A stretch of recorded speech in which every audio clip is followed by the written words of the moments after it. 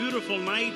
Game 2 of the National League Championship Series from Riverfront Stadium. The Atlanta Braves taking on the Cincinnati Reds. And that's lined to left field, deep enough to score a run, and it's a base hit. Almost. The runner goes. It's a delayed steal, and it's dropped by Belliard. Game is tied. Lopez hits one deep to left field and down the line, and that one is fair. It hits the foul pole screen.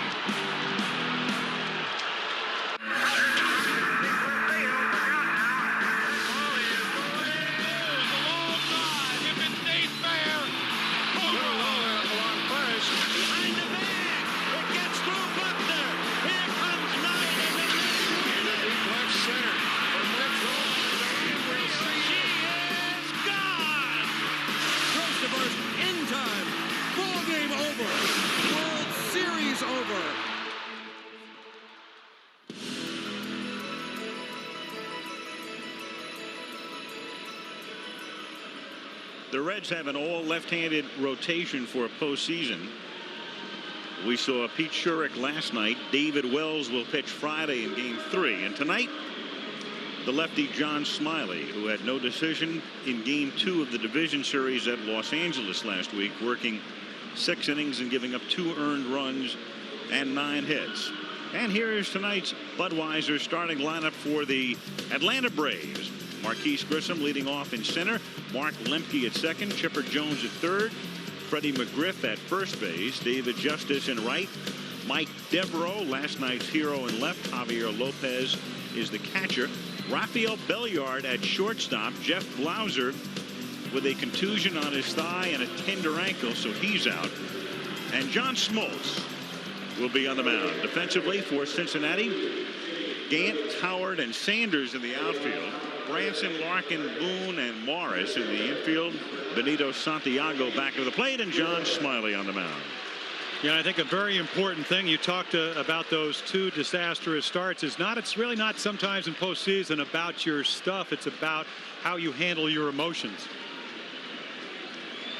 Marquise Grissom to lead things off, and the first pitch of the game is lined into center field for a base hit. Grissom, who had 11 hits in the 4-game division series against Colorado and 1 hit last night, picks up his 13th postseason hit. We talked about John Smiley and his disastrous 2 starts in games 3 and 7 in the 1991 League Championship Series. Both times his opponent was John Smoltz. John Smoltz won both games, but Smiley worked 2 2/3 innings in 2 games and gave up 8 earned runs. Mark Lemke takes up high, ball 1. You know, I talk about controlling emotions. Leo Mazzoni, the pitching coach for the Braves, says, you know, if you get that deft grip on the ball, in other words, squeeze it too hard, you lose velocity, you lose location. All of a sudden, that wrist that's got to be nice and supple on a breaking ball doesn't have the desired effect. 2-0 the count on the switch hitting Atlanta second baseman, who hit .253 during the regular season. Steps out, reading the signs of third base coach Jimmy Williams. Nobody out in the first inning.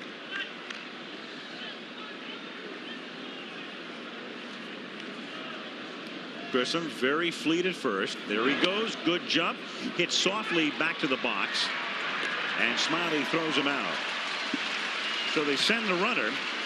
And Lemke bounces out. Grissom advancing to second base. And Chipper Jones, the rookie, coming up. I'll tell you, Al, there are a lot of managers that like a 2-0 or a 3-1 running count. I do not think that this is a good hit and run situation. I think with the count 2 balls and no strikes, Mark Lemke should be able to choose a pitch against Smiley, particularly when you consider the last time Lemke faced Smiley in regular season, he homered against him. But when it's the hit and run is on, of course, you are compelled to swing the bat. Now Chipper Jones takes a strike. Yeah, it seems to me, again, we talked about giving outs early in the ball game. You get a guy 2-0 after he's already been singled to center on. He's going to try to throw a strike. That doesn't mean he's going to do it. Maybe later in the game it's a good play, but in the first inning you are helping the pitcher out. Grissom at second, 1 out. Jones takes inside, 1 ball and 1 strike. Chipper Jones will be either first or second in the balloting for Rookie of the Year in all probability, with the competition primarily coming from Hideo Nomo of the Dodgers.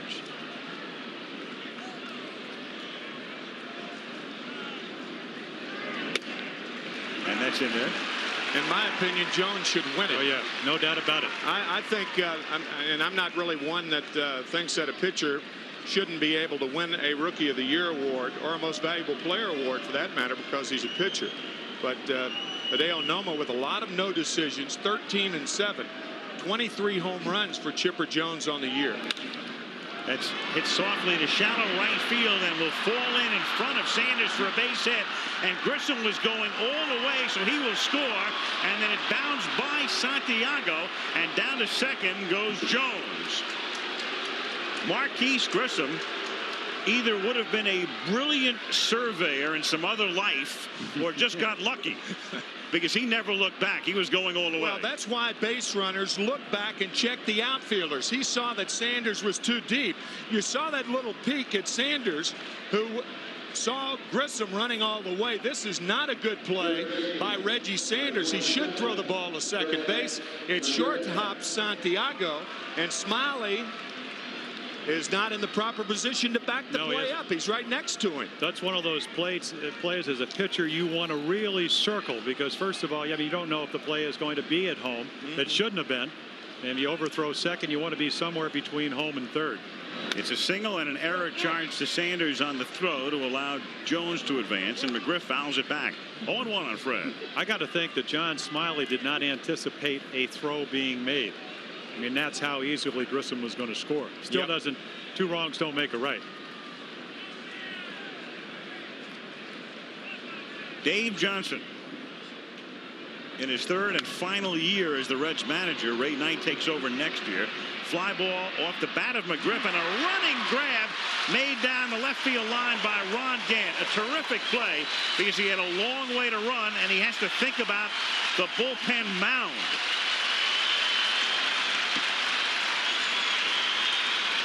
I think that's one thing for the safety of the players that should be uniform throughout all ballparks. I do not think the mounds on which pitchers warm up should be in play, because they are very dangerous on a play like that. You're right, Al. That is what made that a great play instead of a rather routine play. Well, that could have had disastrous consequences. And we're talking about a guy that shattered his right leg in 3 places last year and has a steel rod in that leg. Now Dave Justice at the plate. 1-0 Braves, 2 out in the first. Well, chances are you will never again see mounds that are built in foul territory, because as they build the new ballparks, they've put them behind the outfield wall for the most part. This stadium was constructed in the late 60s and opened in 1970 as a multi-purpose facility and circular. It's the soup tureen design, and with very little room in foul territory and no room for the bullpens really behind the outfield fence. They were compelled to put them where they are. Hit down to Morris. He shovels to Smiley, and that's that in the first inning. But the Braves take the lead after a half.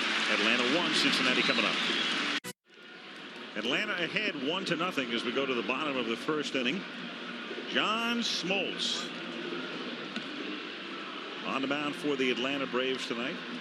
Part of a fabulous rotation, clearly the deepest in either league. Lavin last night, Smoltz tonight, Maddox Friday. Here's tonight's Budweiser Cincinnati Reds starting lineup. Thomas Howard leads off in center, then Barry Larkin at short. Ron Gant hits third. Reggie Sanders, the cleanup hitter. Hal Morris at first. Benito Santiago back of the plate. Brett Boone at second. Jeff Branson at third. John Smiley on the mound. Defensively now, Devereaux gets the start tonight in left field. Grissom and Justice in the outfield. Jones, Billiard for Blauser at short. Lemke at second, McGriff at first. Lopez back to the plate. Smoltz on the mound. Switch hitter Thomas Howard goes after the first pitch and lines it into center field. So each team starts the game in the same fashion. Grissom came up, hit the first pitch on one hop to the Red center fielder, and Howard hits one-on-one hop to the Brave center fielder. Yeah, I think we'll see a little bit different strategy, though, with Barry Larkin come up number 2. But Hal McRae, the hitting instructor, said, listen, we know Smoltz got a great arm. And you see a fastball right in the middle of the plate. He said, if we hope he makes bad pitches, and that wasn't a particularly good one, or he gets behind. But he's got a nasty slider, does not throw the forkball or the splitter that he has thrown over the last couple of years. He's about 6 months removed from having right elbow surgery, and he's had a remarkable year when you consider last September he had his elbow opened up and all kinds of bone chips taken out. Larkin takes up and in. Howard at first base had 17 steals this season, but not a real good ratio because he was thrown out 8 times. Reading Ray Knight's signs. But the one thing those 17 steals tell me as a former pitcher, that even if he doesn't steal bases, he is going to be able to score on a double, go to first to third, second to home. And again, when you talk about team speed, the Reds are going to try to run you out of the ballpark. 190 stolen bases, led the majors. And in a regular year, were it not for the 18 games they lost, they clearly would have been well over 200. 2-0 the count. Jim, you mentioned John Smoltz and the bone chips in his elbow last year. You might say, well, he was on the DL. He wasn't because of the strike shortened season. There are 17, make that 13 active pitchers who have never been on the DL, and Atlanta has 4 of them. Glavine, Maddox, Smoltz, and Avery, never on the DL. Howard goes. The pitch is a strike. The throw is also a strike.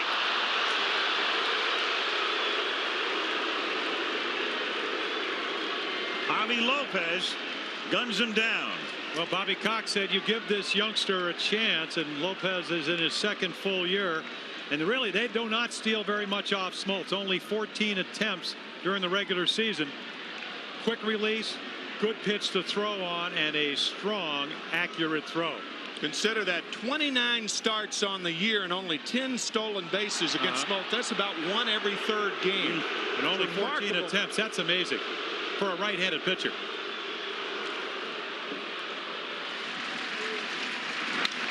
Line drive through the middle for a base hit as Larkin singles. So a big play as Howard gets thrown out, and then Barry follows with a base hit.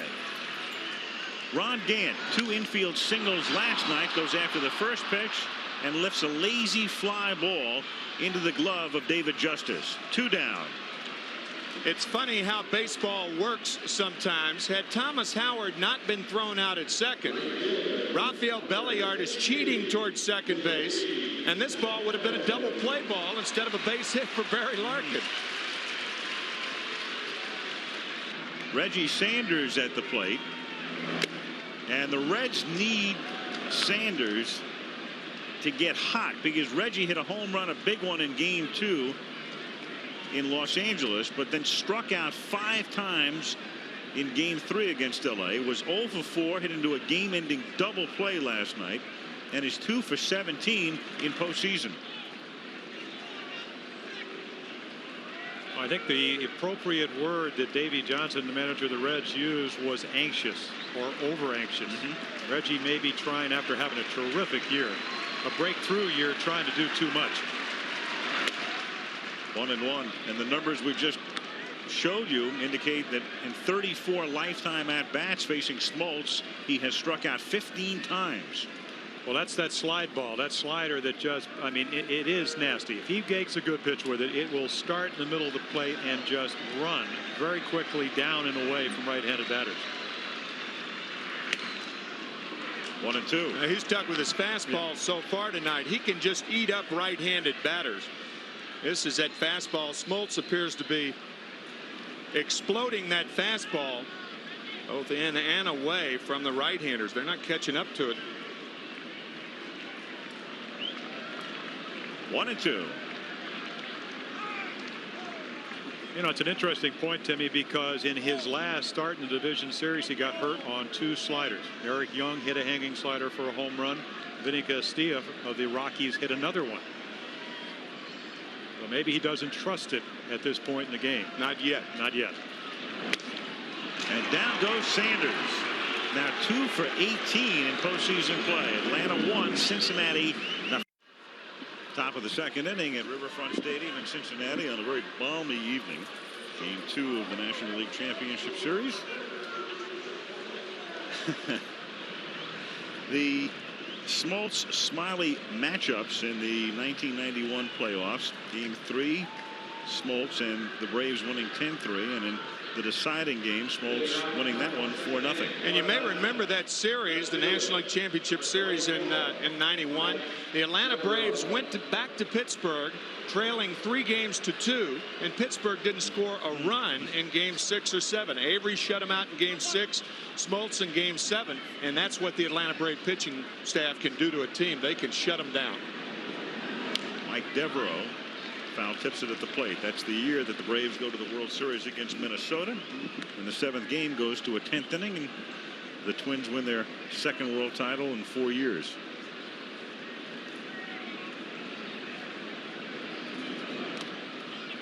And it is along the lines of the theme we mentioned at the top last night. The Braves getting to postseason play. This is their 4th successive National League Championship Series. Keeping in mind, of course, there was no postseason last year. But they still have not won a world title. Hit in the air to right field, and Sanders has to back up and reaches up and makes the catch.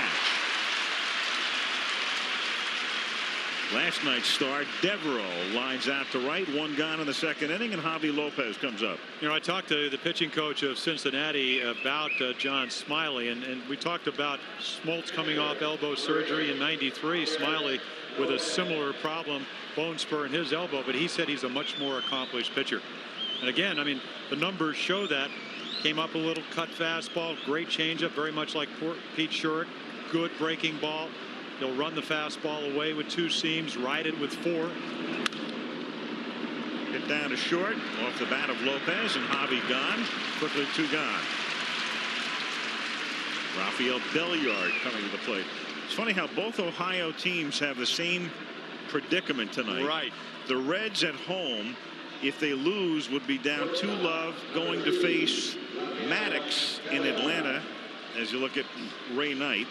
The Indians, if they lose at Seattle and they did not score in the top of the 1st inning, would be down 2-0. They'd go home, but home to face Randy Johnson.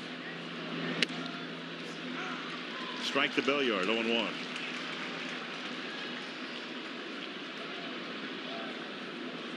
You don't want to face Randy Johnson anywhere. At home, on the road. I mean, even though the Indians won 54 games at home, most of the major leagues, Johnson could negate that advantage in a moment. Johnson the other night, I keep thinking back to that 5th game in Seattle. He was like otherworldly when you looked into his eyes on the close-up shots. I mean, he was not of this earth that night. Ground ball, base hit into left field. So Belliard playing in place of Blauser, who has the tender ankle and the contusion on his thigh, singles with 2 out here in the 2nd inning. Might think this is a harmless hit with 2 out and nobody on, but what this does, it clears the pitcher. So the leadoff batter Marquise Grissom can lead off in the 3rd inning. John Smoltz, 6 for 56 with no extra base hits this year. He's the poorest of the Atlanta starters as far as swinging the bat. That is the first postseason hit for an Atlanta shortstop. Blauser had been 0 for 10 and is in fact 0 for 10 at the moment, and Belliard was 0 for 5 until singling here in the 2nd inning. But in defense of John, as a former pitcher, he does have 3 lifetime home runs, just not in recent history. John, how can you take that pitch? That's not a strong defense. I know. I'm seeing that right now. I think he's in real trouble here. No balls, 2 strikes to count. Well, that's pretty good contact. Yes, we like that. Well, you know, it's funny though. Considered. I mean, he does not hit that well, but Glavine we saw swung the bat well. Maddox a pretty good hitter. Avery with a couple of home runs this year. And first thing Maddox ever said. He said he never got a lot of batting practice till he came over to Atlanta. So they do work on their hitting. And that's grounded down to short, and Larkin will do it himself, and that's that for Atlanta in the second. End of 1.5. Braves 1, Reds nothing. Here, Braves 1, Reds nothing. Bottom of the second inning. When I see Hershiser, as is the case tonight, and the success he has enjoyed in postseason, keep thinking back to '88. Not what he did as a starter in the League Championship Series and the World Series, but we were all there at Shea Stadium. That fantastic Game 4, Mike Sosa's home run in the 9th inning, turning that game around and the series around. And Hershiser came out of the bullpen. Unbelievable. That was one of the most remarkable postseasons a pitcher has ever had. MVP in the LCS and the World Series. And that came on top of Hershiser ending that season by breaking Don Drysdale's scoreless inning mark. Right. As well. 59 straight in San Diego. When I think of Orel and the way he came out of the pen, it reminds you of what Randy Johnson did the other night in somewhat similar circumstances. On the subject of breaking records, Mr. Palmer's mark, which he shares with one Nolan Ryan, is about to go down in flames, I would think, very shortly. Softly hit into the glove of Chipper Jones. One down here in the second inning, and that will bring up Benito Santiago. The catcher, number 18, Benito.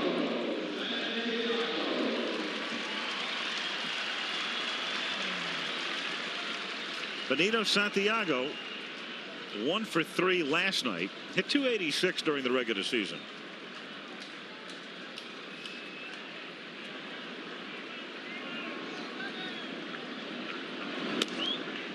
One to 0. Benito's been up for a decade, but this is the first time he's been in postseason play. Look at those numbers off Smoltz, and this is what Hal McRae talked about, hoping some of his hitters get a good hitting count. But hey, he's got a good fastball tonight. Yeah, think about all of the balls that have been hit the other way. That's a pretty good indication of how hard a pitcher is throwing. Santiago couldn't get around. Hal Morris couldn't get around on the ball. Gant flies out to right field. Popped up a mile high, right side of the infield. McGriff and Lemke both. And Lemke handles it. 2 down. And they will bring up Brett Boone. Hit into 2 double plays last night. Was 0 for 4 in the game.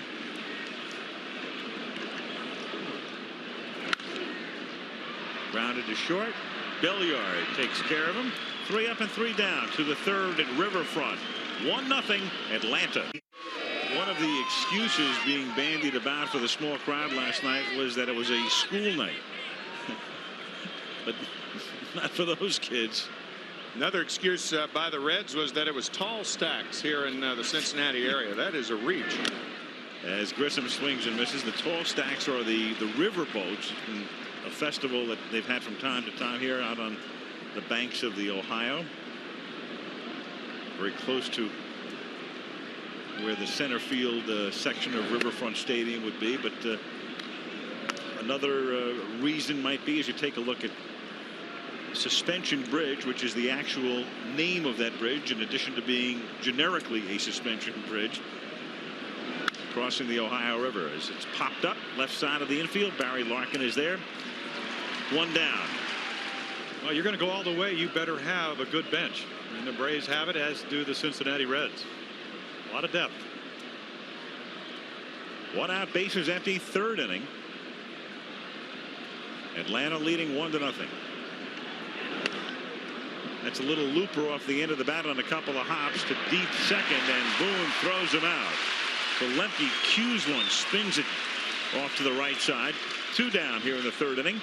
Chipper Jones coming up. And because of that spin, Brett Boone had to wait for the hop to develop. That's why he had to stay back on the ball.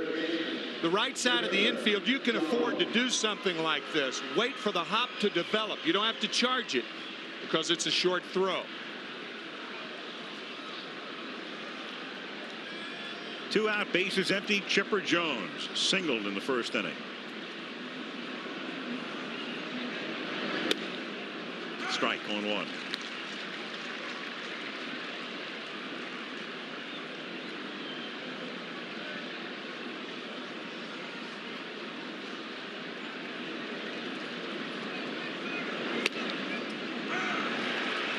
Two pretty nice pitches there, Timmy.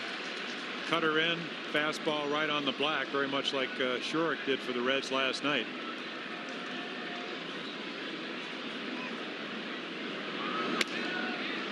And where did that one miss? The plate umpire tonight is Jim Quick.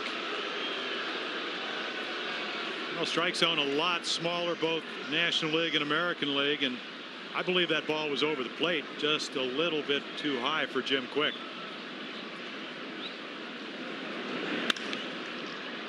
Hit on the ground to Larkin. And Smiley sets him down in order. At the end of 2.5, it remains Braves 1. In Cincinnati, Al Michaels with Jim Palmer, Tim McCarver, Frank Gifford, and Dan Deerdorf.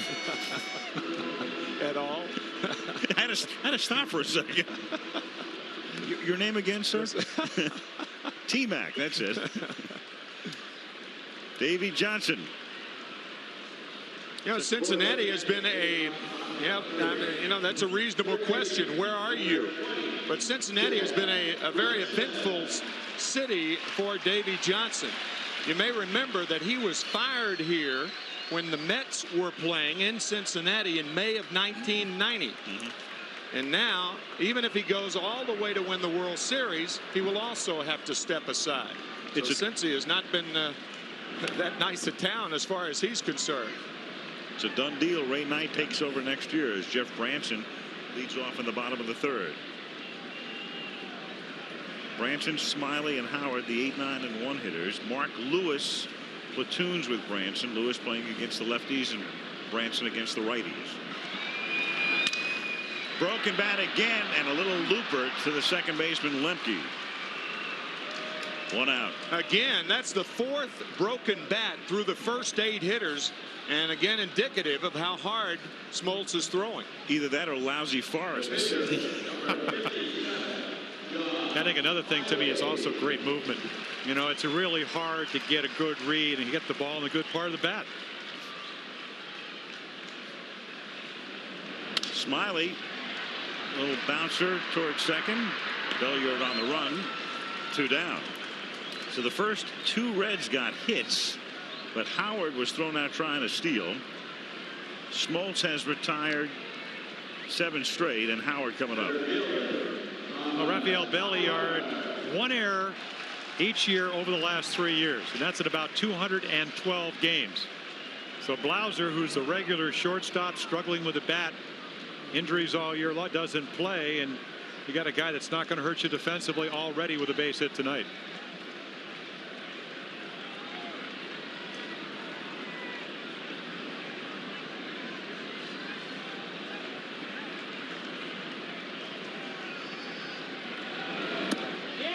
Howard, half swing, that's a strike. Third base umpire Randy Marsh making the call. Well, maybe the second time around you'll see the second slider, and that's down and in, and you can see Howard fooled by it, but maybe the second time around he's going to change his pitching pattern. Well, that was a great shot. I mean, you could really see the spin, the tight spin of that slider.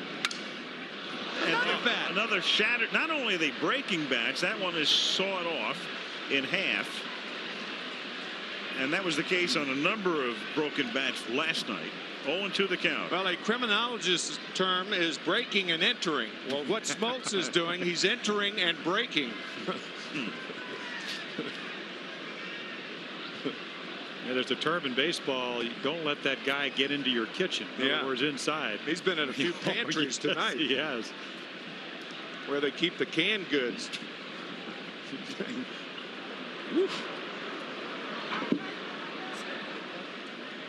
I do think it's the forest. I'm beginning to believe it.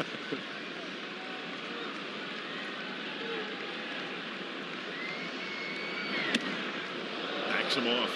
1-2.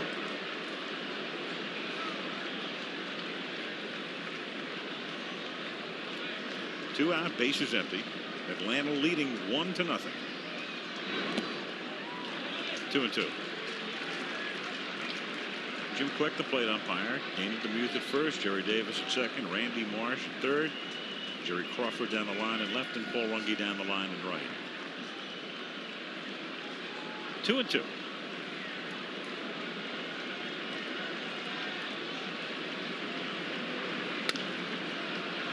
The other way down to Chipper Jones. 3 up and 3 down. Still 1-0 through 3, and we'll return to Cincinnati after this from our ABC stations. Atlanta leading 1-0 as we go to the 4th inning. The Braves getting the run in the 1st inning. Grissom led off with a base hit. Was running on a pitch when Lemke grounded out, so he advanced, and then Chipper Jones with a base hit to right field to score Grissom. Now McGriff to lead off in the 4th inning. Fouls it off. 0-1. Our feature 2 of a kind. We like to compare players at relative points in their careers at about the same point. And Fred McGriff, as you can see, at age 31, Willie Stargell when he was 31 through 1972. Look at how those numbers stack up with each other. In the air to deep left center field. And Howard races all the way back and was there and then couldn't backhand it. And McGriff will wind up at second. So he had a long way to go.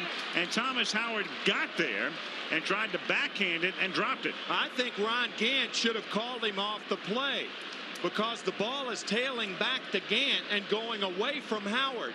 A left-hander hit it. Now, keep in mind, it was Fred McGriff. It's going away, but Thomas Howard calling him off. The ball hit the heel of the glove. And it's going to be scored a double, and that's bad scoring. That should be an error. That ball's got to be caught with that much hang time. Yeah, Davey Johnson saying Thomas Howard's not going to hurt you defensively. Good on-base percentage, hitting over 300, but he does right there.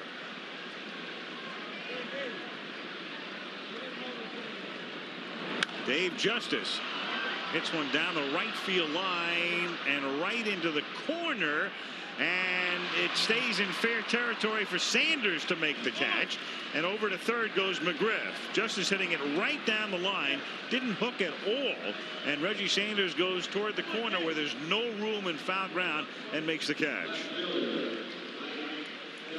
Big at bat for David Justice.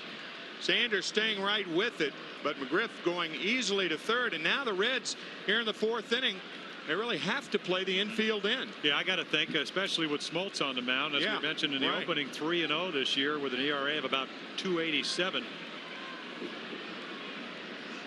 And Devereaux hitting over 300 against lefties. Started the year with the White Sox, but this is one of the acquisitions that general manager of the Braves, John Schuerholz, said we need a veteran guy that's, you know, good outfielder, a little bit of speed, can hit left-handed pitching and right-handed pitching, as he won last night's game. Devereaux inside, ball 1.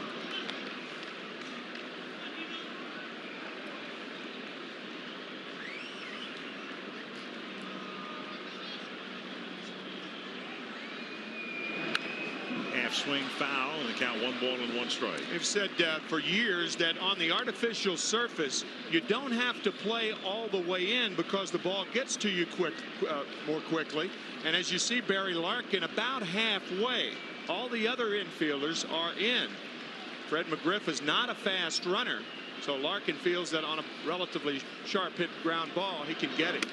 1 and 2. It's AstroTurf in is what it is. Right, that's right.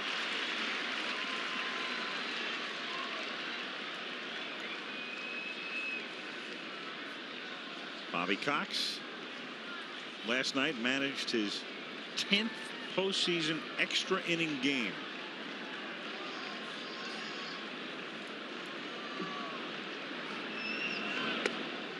Two and 2. Smiley going for the K right here, right, Jim? Yep, 170 plus innings with 124 Ks. Fully capable of doing it. I mean, he's got the full arsenal. Really haven't seen too many changeups tonight.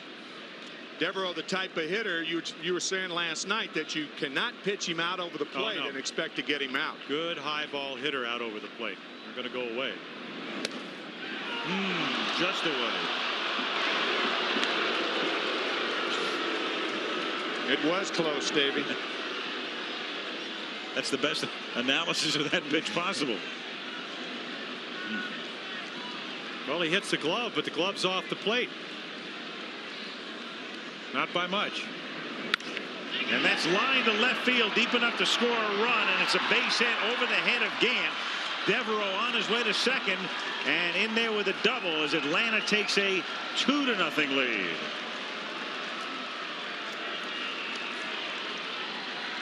Well, pitcher's worst nightmare.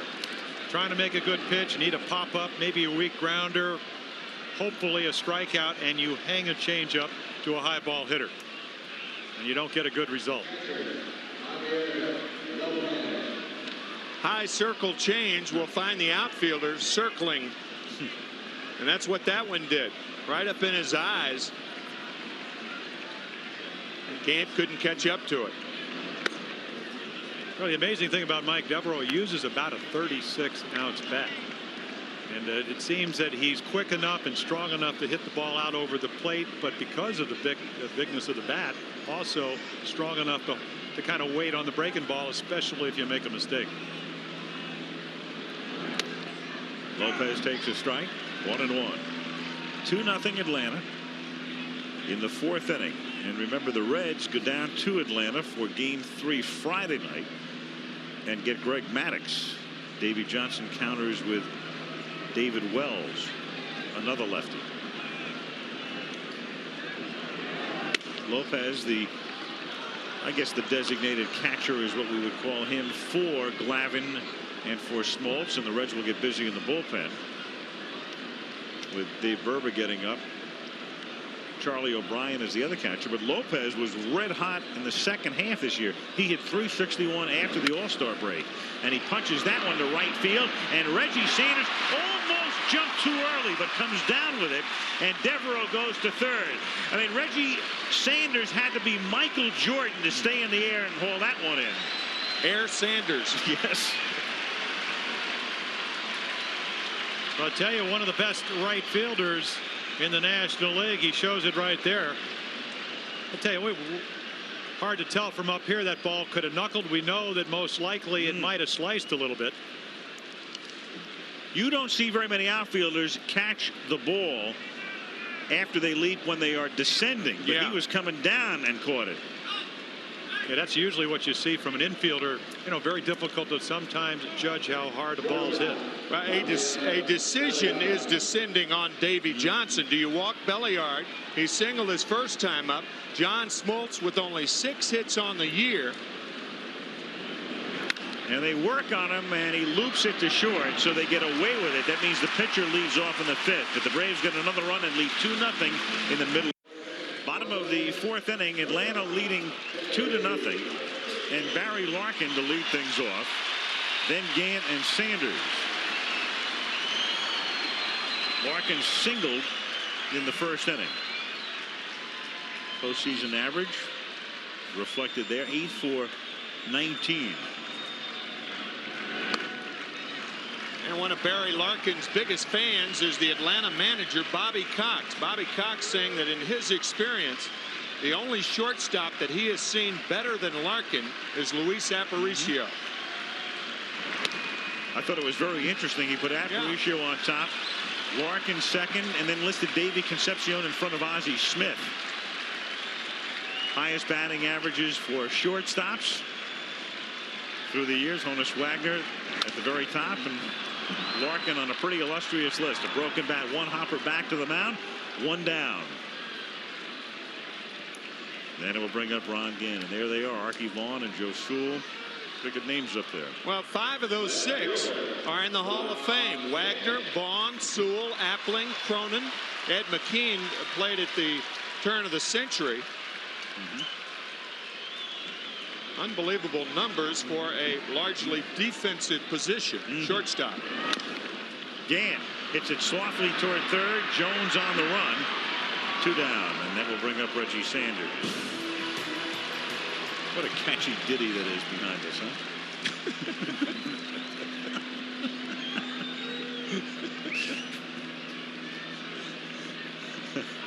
You better listen up. You won't be hearing that next year. 2 out, bases empty. Reggie Sanders at the plate. Ball 1-0 the count. Reggie struck out in the first inning. Reggie 2 for 18 in postseason.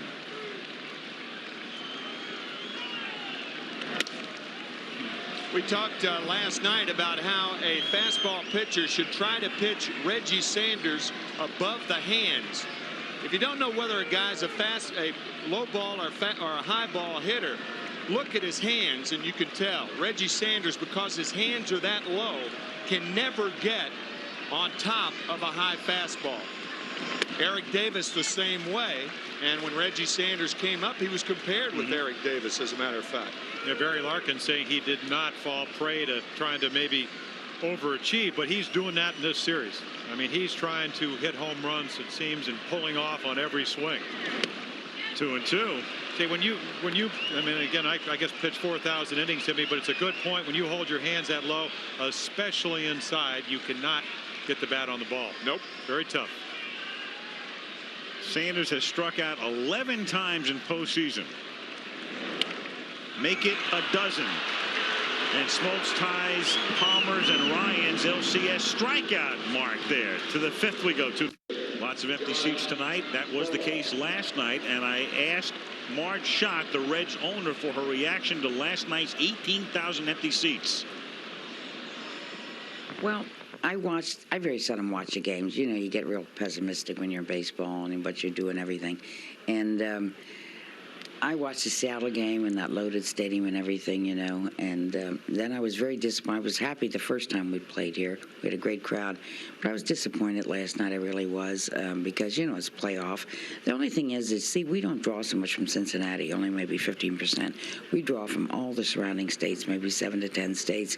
Maybe it's because kids were in school. I don't know, but I really felt bad. I really did. Yeah. That has been the major story here. I mean, clearly, in a town where professional baseball started, to see a stadium 1/3 empty for an LCS game last night was astonishing. And we all know the residue and the after effects of the strike and all of that, but it was shocking. And what Marge says has some validity to a certain extent. The Reds do draw from surrounding areas, but they always have. Yeah. And then they've always put a lot of people in here for post and regular season play. 2-2 the count on Smoltz, who swings and misses. Strike 3. Smoltz strikes out before Grissom comes up. Let's check in with John. It remains scoreless headed to the bottom of the 4th. Back to the National League.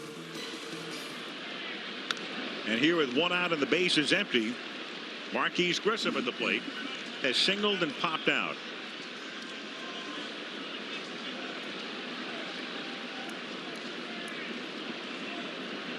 Grissom 13 hits in postseason play. High fly ball left field, playable for Gant, who backs up and makes the catch. 2 down, and that will bring up Mark Lemke. Yeah, you wonder what the effect of not having a full house will do on Cincinnati. A number that Steve Hurt gave us in the middle of the summer. Baseball, usually the home team only wins about 54%. Football's about 57%. Basketball 64%. But in Seattle, with 57,000 fans, I got to think you got a home court advantage. Home field, I mean, it is definitely got to help you. Well, it clearly helped the Minnesota Twins the 2 times they've won world championships. Right. In the 87 and 91 World Series, the home team won every game. And in 1991, the Minnesota Twins played 4 of the 7 games in Minnesota at the Metrodome. As they did in 87. Right. Same thing. Right. 2 out, bases empty. I mean, these are such strange times in baseball. 2/3 full last night and tonight. Braves owner Ted Turner is not here tonight. He was here. I don't know. Ted is on a business trip somewhere. He's got a lot going on with the Time Warner situation. But Ted could conceivably be in a city tonight that is not seeing this game. Grounded to short. And Larkin throws him out. So a 3-up, 3-down inning. Hey, Ted, it's 2-0 Atlanta, wherever you are. It's about 70 degrees in Cincinnati. It was real balmy this afternoon, but Dwight Smith looks like he's in Green Bay in December. One of the reasons is he's going to sing the national anthem in Atlanta Friday night before the third game.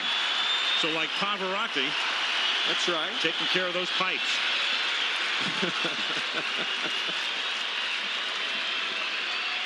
That's Tom Pavarotti. He's my mechanic. Hal Morris in the bottom of the fifth inning. Atlanta leading 2-0. And he hits it in the air to right center field. A long run for Grissom, but he gets there. A lot of people think Marquise is the best center fielder in the National League. I do. I think he's the best center fielder in baseball. We talked about it in the divisional playoff. I don't think anybody goes back on a ball better than Grissom. And for that reason, he plays very shallow. He had Morris because of Smoltz' speed. He had him shaded into left center. Yeah, it's a great advantage, obviously, to a pitcher who can make a bad pitch, not make the pitch you want, and have a guy like that run it down. I mean, 2 straight Gold Gloves. I got to assume he's going to win another one. Now Benito Santiago at the plate. Tries to lay one down. Good bunt. Jones was playing deep. Comes up throwing too late.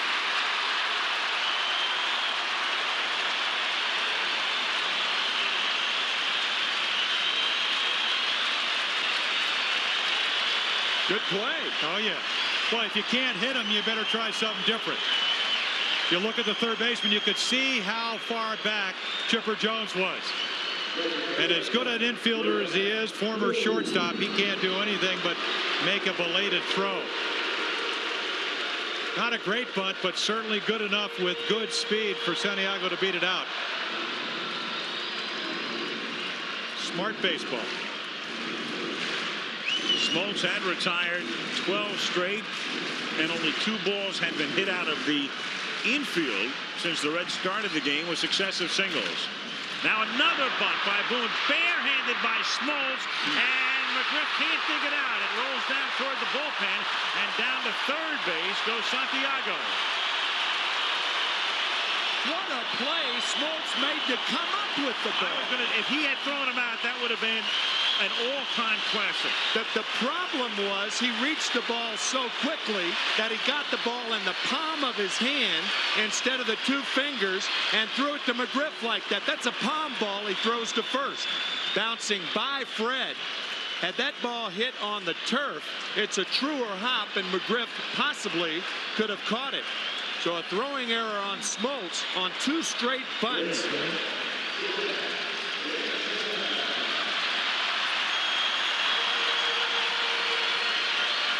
Davy ball.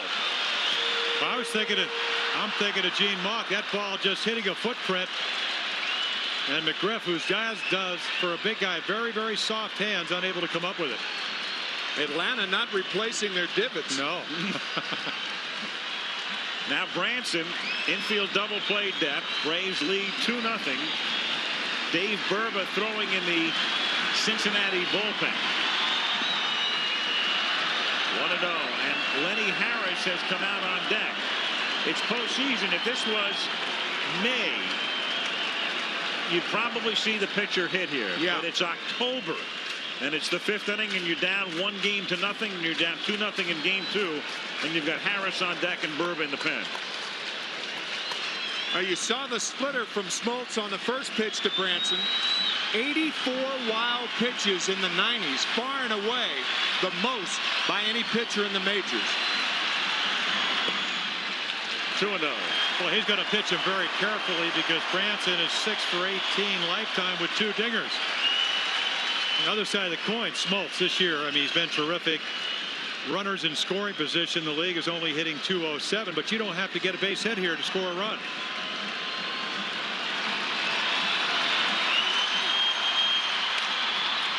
Broken bat, bouncer to McGriff. He's going to come home. It's a high throw, and Santiago had stopped. He had stopped, and thus is tagged out. And the Reds have runners at first and second, and that's all Johnson can do, kick the ground. Well, the reason he had stopped, he was expecting the throw to be a good throw so he could get in a rundown, allowing Boone to go to third and Branson to go to second. Another broken bat, however, and McGriff makes a very smart play, but a bad throw. And your point well taken, Al. Had he kept coming, he would have been safe. But a runner is told to stop, anticipate a good throw, get in a run down, allow the other runners to move up. Neither. Now Harris pinch hits for Smiley, and the pitch low, ball 1.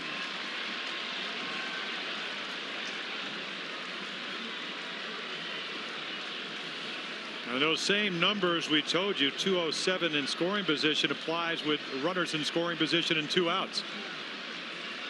And if you can do that as a pitcher, it's just kind of like having a great RBI year as a hitter. You better deliver, and the toughest time to do it is with 2 down. 1-0 the count on Harris. The only question I would have about Santiago is, did he make the right decision initially on the bouncer to McGriff to come home with 1 out? I think so, because the ball was hit hard enough to Fred McGriff. I mean, the runner at third is supposed to, on a ball hit sharply, you're supposed to try to break up the double play. Ball 3. I think he made the right play. Yep. He has a choice there. If it's first and third and nobody out, you have to come, because the last thing in the world you want in that situation is a 3-6-3 double play and you're still at third base. Right.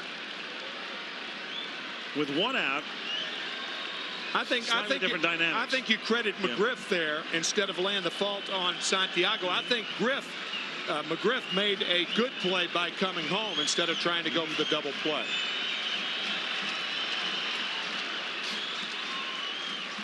I guess the question at 3-0, we've seen it all series all year long. Does Harris hit away? 11 for 50 during the year as a pinch hitter. And he takes a strike. But you're right about McGriff, Tim. I'm thinking it's a funny thing, because your mentality as an infielder there with the infield at double play depth is to go for the double and play. A 2-run lead, right. not a 1-run lead. 1-run lead, you're more inclined to come home. That's pop foul and back out of play. So the count now 3-2. The runners will be going.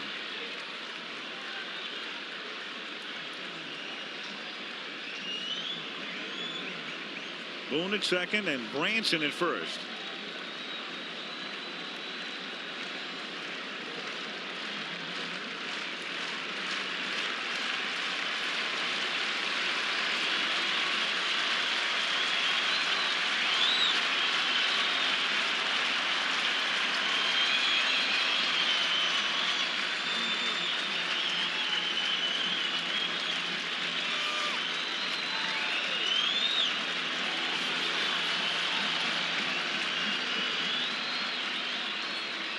This often happens with a runner on at second base. A catcher will go through a sequence of signs, and when a pitcher doesn't want that particular pitch, a catcher has to go through another sequence. Runners go. 3-2 pitch. Ground ball, base hit into center field. Boone will come in to score. Branson goes to third. 2-1.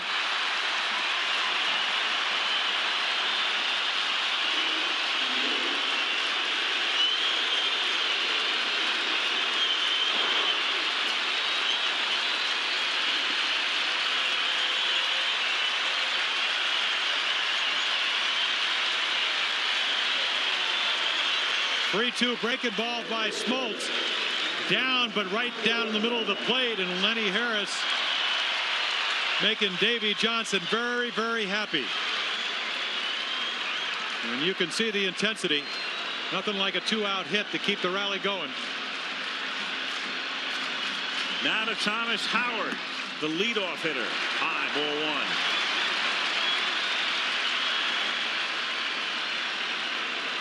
Yeah, I think when you get a guy on a roll like John Smoltz, you have to do something to disturb his concentration and his confidence. And that's what the Reds have done this inning with the 2 bunts, Santiago and Boone. Because if he makes a mistake here, all of a sudden, the Reds may go ahead, even though he hasn't been hit that hard. They got him out of his rhythm. 1-0 to Thomas Howard is fouled back. 1-1.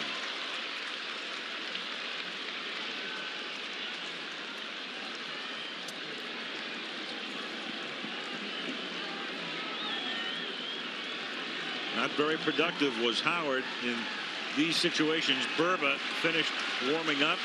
Dave will come into pitch in the 6th inning.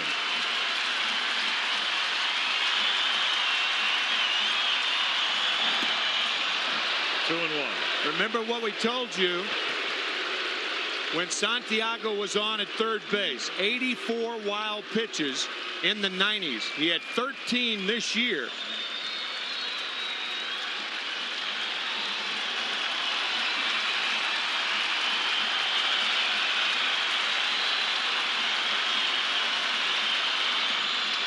Almost. The runner goes. It's a delayed steal, and it's dropped by Belliard. Game is tied.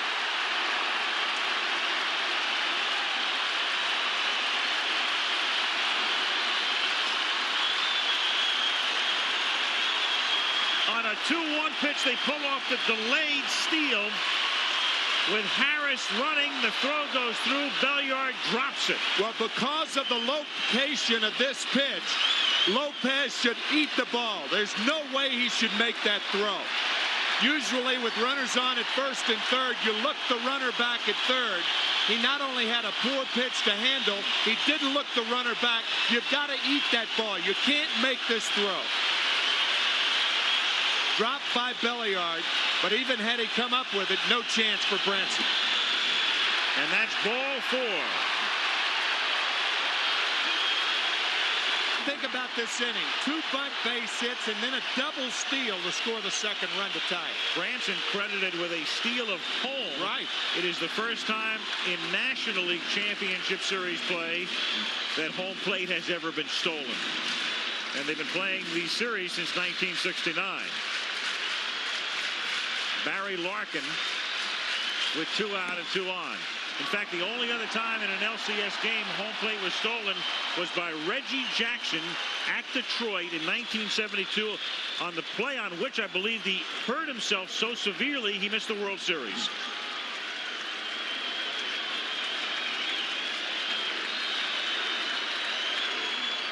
Foul back, 1-1. That was hittable right there. Well, I think every pitch that Smoltz is hittable by Larkin because he's hit .316. And go back to last night's game. Tom Glavine said if you give in, you give up.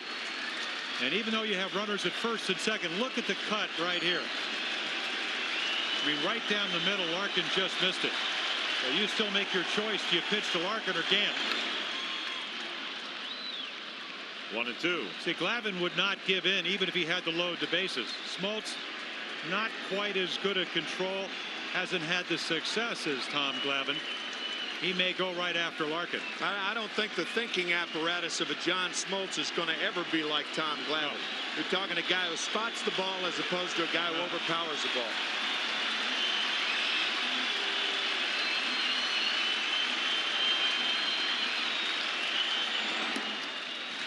Two and 2.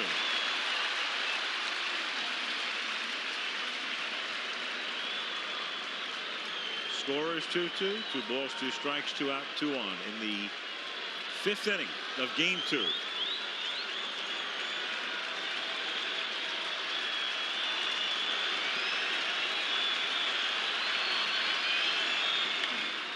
And that's grounded to Jones. His throw in time, and the inning is over, but the Reds get a pair to tie to the 6th in Cincy, 2-2.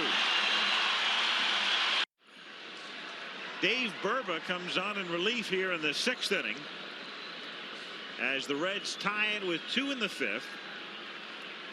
And he'll face the 3, 4, and 5 hitters. Chipper Jones to lead off, and he goes after the first pitch and bounces it to the right side. Boone throws him out, 1 down. It's interesting to note that on a double steal situation, if you're the runner on at first base, what you try to do, now normally you would lead off in foul territory, but on a double steal, what you try to do is you try to get in the line, and that obscures the view of the catcher to tell how far off you are from third base. I'm sure that's what Jeff Branson did, and I'm also sure that that's exactly how Cincinnati trains their runners, with runners on at third. That's the only time a runner doesn't lead off from third in foul territory.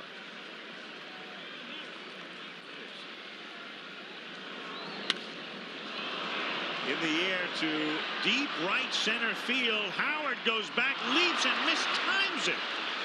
And in at second base pulls Fred McGriff with his second double. And so Howard raced over to left center on a drive an inning ago and dropped it, and then goes over here and just mistimes his jump.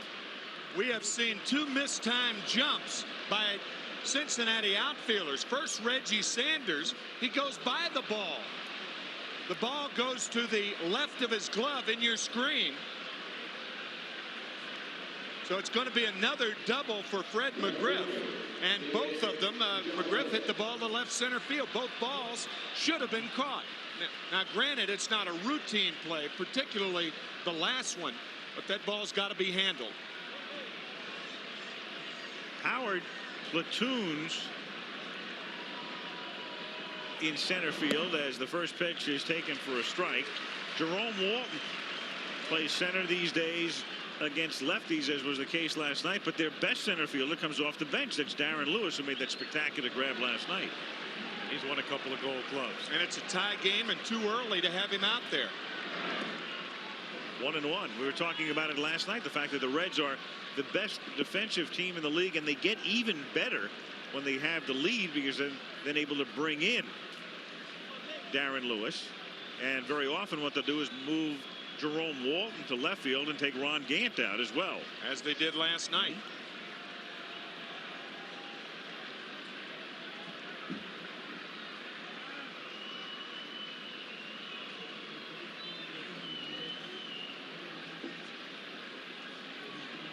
David Justice having a pretty quiet postseason, 4 for 19. We can remind you at the conclusion of the series, Chevrolet will present the MVP trophy and donate an Astro van to the Special Olympics in the player's name. Last time there was a National League Championship Series was 2 years ago, and Philadelphia knocked off Atlanta, and Kurt Schilling, the Philly pitcher, was the MVP. Here's the 1-1 pitch. Missing high, ball 2. You know, I talked to David. He dove for a ball back on May 6th and really hurt his right shoulder. And, you know, even though he throws left-handed, you say, well, you know what, is it still bothering? And it is. And he said it probably will not get better till next year. Said he cannot finish and let the bat go and let that right shoulder come up as high as he used to. Nice play by Santiago. That's a terrific play by Santiago, who has shown brilliant defense throughout postseason. The 2 great plays that he made against the Dodgers. This is a tough chance right here. Great play. Tell you, 3-1 to Justice. Justice 3 for 7 lifetime. You've got an open base, right-handed hitter, and I think you got to put him on, and that's what they're going to do. This is smart baseball right here. And then Mike Devereaux will come up, who has flied to right and doubled to drive in a run. This is a very difficult situation for Bobby Cox, indicative of. Well, I mean, this is what managing's all about. He's checking his scoreboard. Right. Yep. Doesn't really know Devereaux. No. Never asked me before the game. I saw Mike have about probably about 1,500 at bats, and I mean, you can see the numbers this year. I think a lot of that has to do with his work with Walt Reniak in Chicago. Made him a better hitter against right-handed pitching. In there. But he's got a little bit of a hole from a right-handed pitcher down and away, and we'll see if Burba can get the ball there.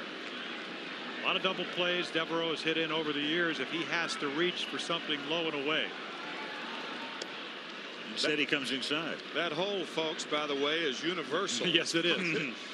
Since Abner Doubleday's time, high and tight, low and away. You put it there all the time, you'll get your share of outs.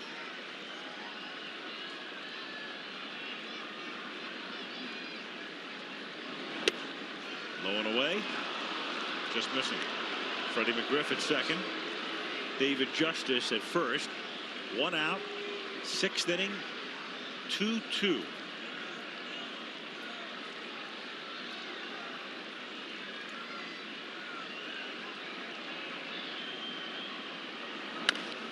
And that's grounded to the left side, shoveled by Larkin to Boone, and back to first. They turn it. Great pivot by Boone at second base. 6-4-3. Devereaux gone. And so are the Braves. It remains 2-2. Bottom of the sixth. Ronnie Gant at the plate. The first pitch is strike. The count 0-1. Gant, Sanders, and Morris. 1-1. Gant fly to right, grounded out.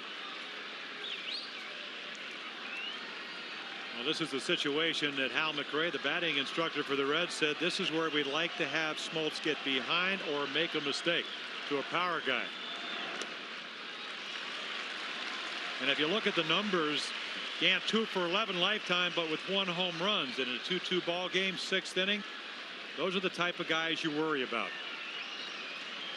One swing can change this score in a hurry. 2-2.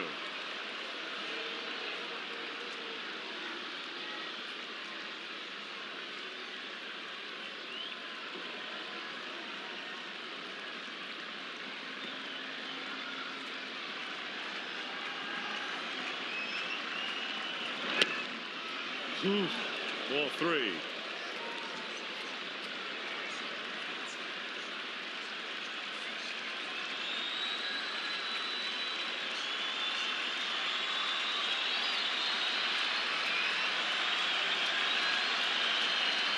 Three balls, 2 strikes. In the air to right center, but there is Grissom, and he makes it look very easy. Got a great jump on it. 1 down, and now Reggie Sanders mired in a horrific slump. The irony is he's 2 for 19. He has struck out 12 times in postseason. However, he may have gotten the biggest hit of the division series against the Dodgers. In that second game, Ismael Valdez looked great at the outset, had retired the first 11, and then Chad Fonville made the error, and Sanders deposited the next pitch over the fence in center field at Dodger Stadium, and that was a huge play in that series.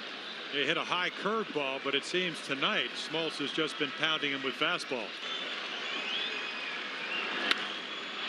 On a hop and fielded by Belliard, who stays with it, but Reggie can run and beats it out. That just ate him up. Well, he went to the breaking ball. Sanders hasn't touched the fastball all night. He hits a little low rocket to Belliard. I mean, that was a tracer. Belliard aptly named. He fell on his belly, didn't he? That ball appeared to knock him into left center field. Yeah. I mean, that ball was scorched. So if you're Smoltz, you give in to by throwing the breaking ball. You got a guy at first with 36 steals during the regular season, a left-handed hitter that, even though he hits it all over the field, can pull the ball. Good hitting situation.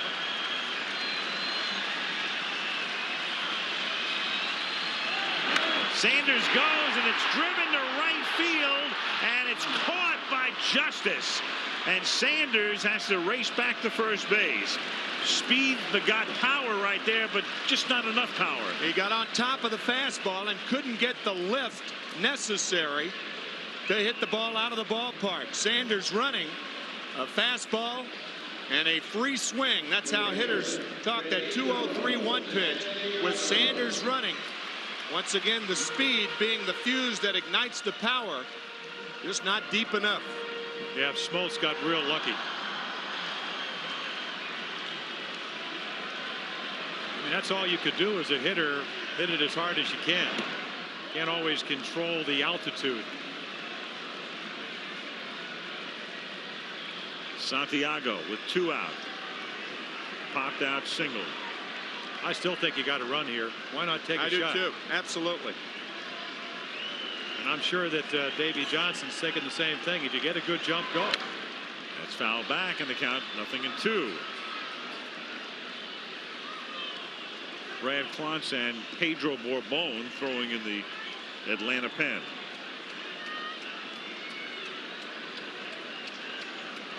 Borbon, the lefty.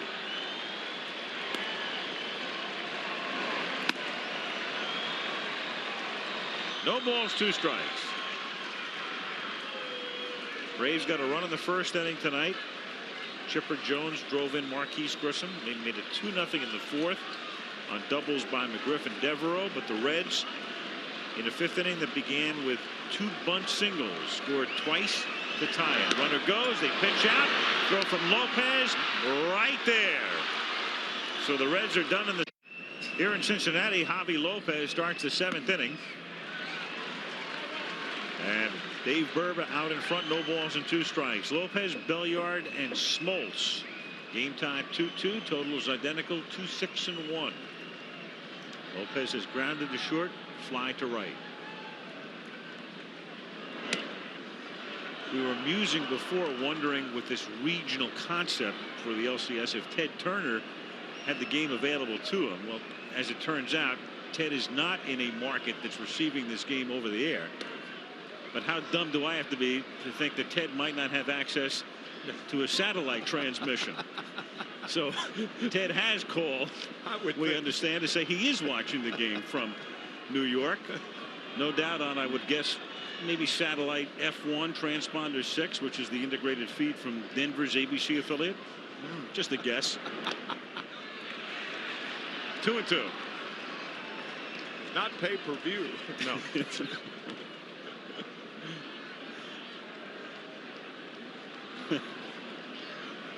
And Marge Schott signing autographs.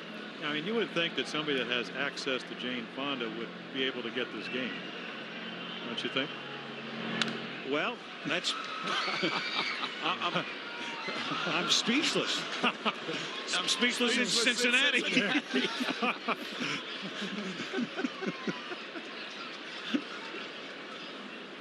I mean, they are married. True. Yeah. Again, folks, information you'll only hear on the Baseball Network. 2-2 is hit foul off to the right.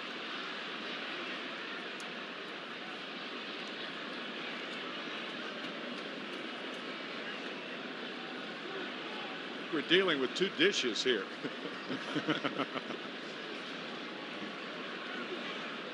Boys, I'm out of here. Understand the Indians have tacked on another run, and that would make it 4-0. Foul back, still 2-2. We talked about Reggie Sanders not catching up to that high fastball. Burba throwing that high fastball right by Javier Lopez. Yeah, he's just trying to do what we talked about. A lot of good hitters is that you can't hit some pitches, foul them off till you get a better one to hit. But Burba at 94 miles per hour, I mean, he can get it up there. You start swinging at that pitch, you're not going to make a whole lot of contact. Fouled away again, still 2-2.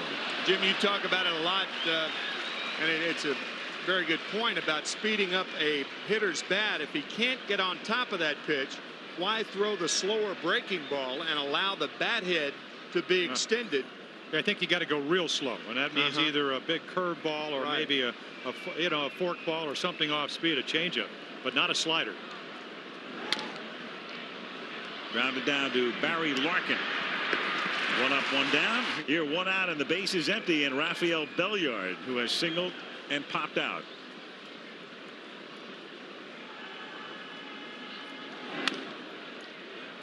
Instant replay. Larkin, 2 down. John Smoltz coming up. This little possum hunting moon over Cincinnati tonight.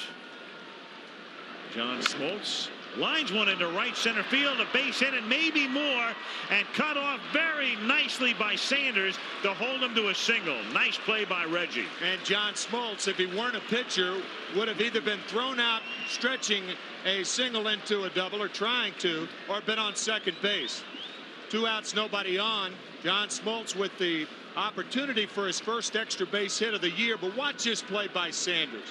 Catches the ball behind him, stops quickly, looks at Smoltz, and then the throw stops Smoltz. Great play. John makes it to second base easily if he goes in, even on a good throw, because after Sanders came up with it, he still took 3 more steps to get ready to throw the ball back into the infield. Smoltz at first, 2 down. 0-1 on Grissom. Ooh. So he's not going to stretch a single into a double, but he's going to try steal second.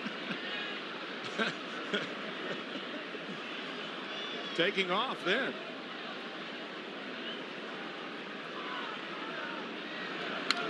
That's fouled away, and the count 0-2.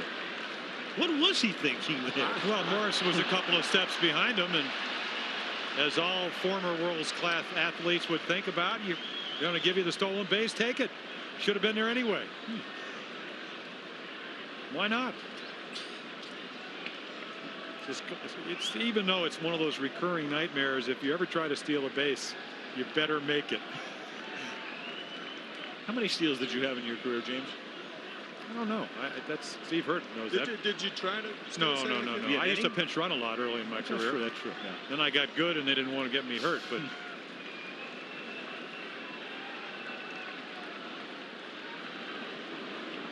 there he goes, and the 0-2 pitch is outside, and he does steal second base. That's what he was thinking about. I just don't understand why you would play Morris behind him when you have a pitcher that can run.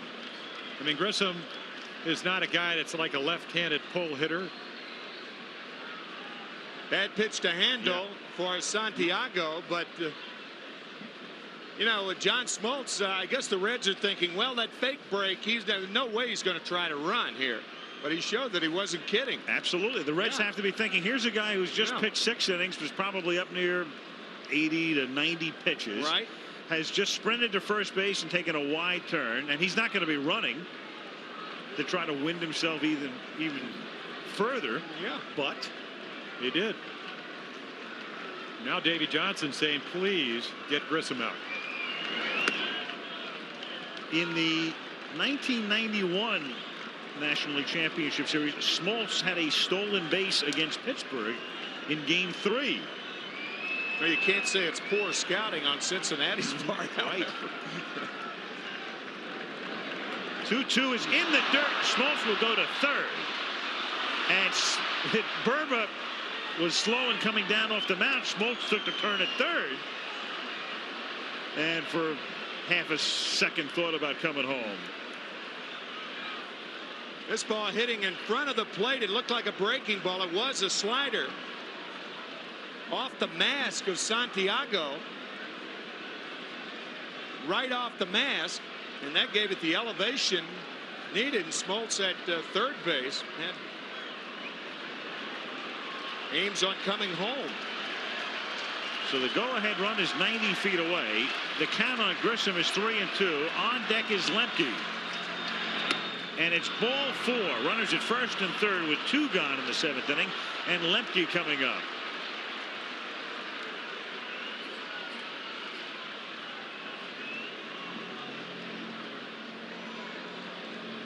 And now I think, Timmy, what they're thinking about is, are we going to have another steal situation? And what are you going to do if Grissom, who can run the bases, goes? I was thinking the same thing. This is a situation where the catcher doesn't have to look the runner back at third because he's a pitcher.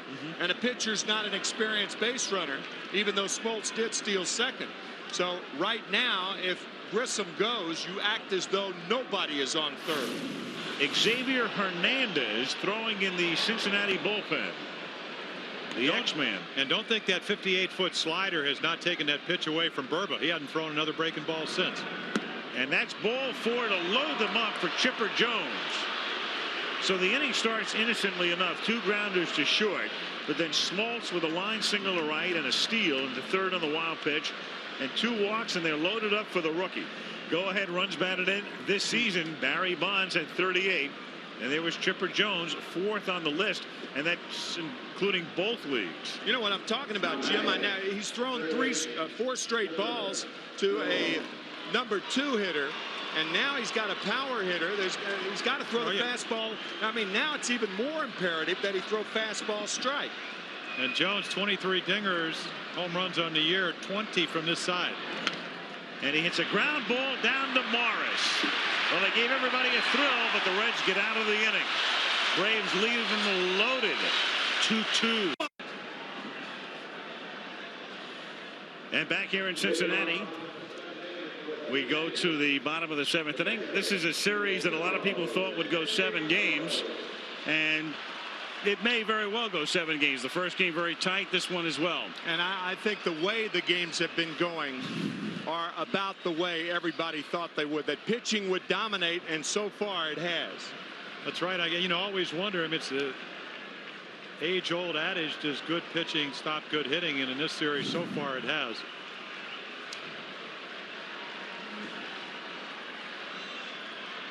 Here is Santiago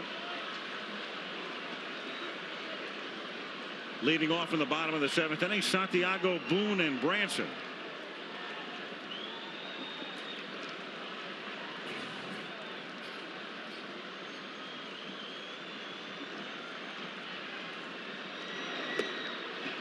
Half swing and the count, no balls and 2 strikes.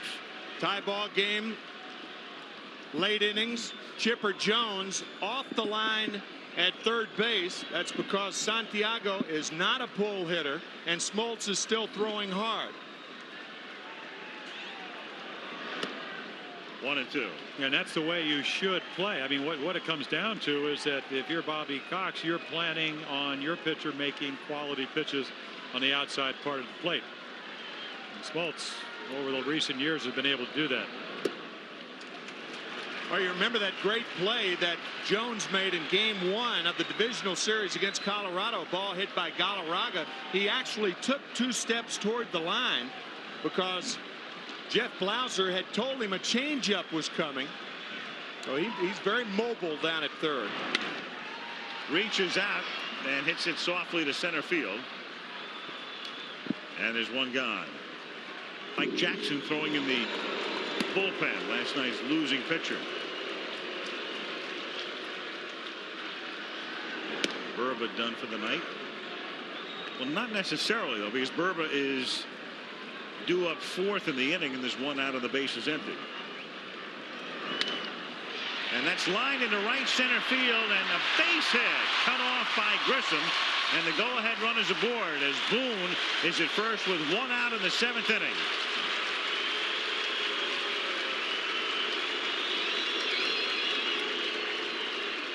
Brett Boone's tutor in Seattle was Edgar Martinez, and Edgar Martinez would have been mighty proud of that approach right there, James. Oh, yeah. Well, Edgar batting title in '92 and again here in '95. All he has to do is be healthy, and it seems like he can win a batting title. But what he taught Brett Boone is use the whole field, and Boone didn't do that last night, hitting the double play twice.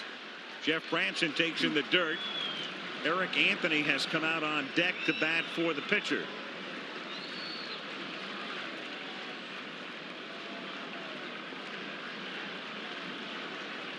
Seven hits tonight for the Reds, all singles. Smoltz has walked 1, struck out just 2 in both instances. Reggie Sanders.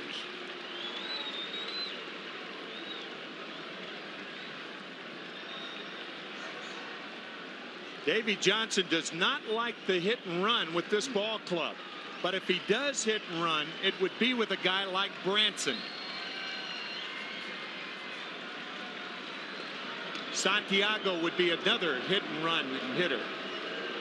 He says his players, you either steal or you hit. The hit and run is not really part of the agenda of Davey Johnson and the Cincinnati Reds.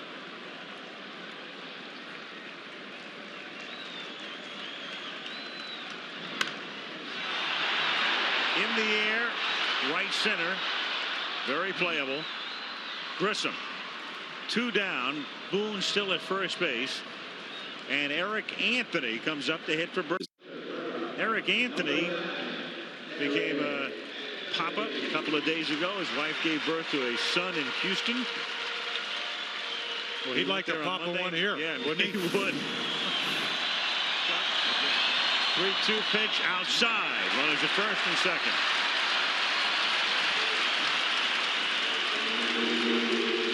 Only the second walk given up by Smoltz, and Cox sends Mazzoni to the mound. You've got Howard coming up here. Switch hitter. Though if he opted for the left-hander, I would suspect Davey would go to his bench. Absolutely. Jerome Walton would be the pinch hitter. You know, Leo Mazzoni talking about last night's game. He went out, but 6th inning, Glavine had the bases loaded, trailing by 1 run. He said he's never, ever seen him that calm. So I asked Jack Llewellyn, the psychologist, and he said, what you try to do is draw on past positive experiences. And Leo, of course, being around Jack, maybe going out there saying, okay, listen, this is the time you have to bear down. You got to concentrate. Think of something positive.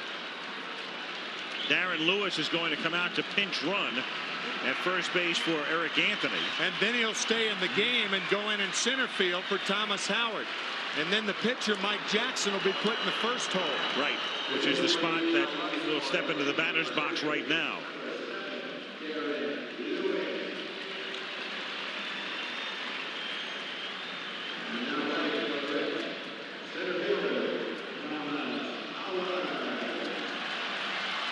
Seventh inning, 2-2. Boone at second and Lewis at first. Howard 1 for 2 plus a walk. He's 3 for 13 in postseason. 1-0. Yeah, he took a high fastball the first pitch of the game and crisply singled into center.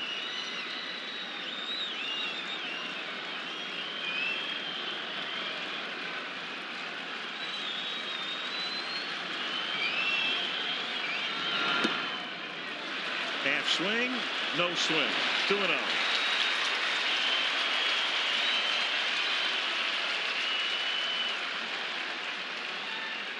From our blimp. Went forward with the body, but not the hands.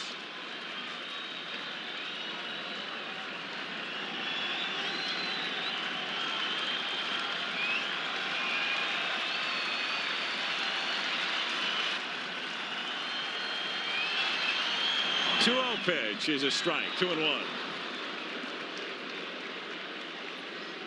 Boone, the go-ahead run at second. Pinch runner Lewis at first.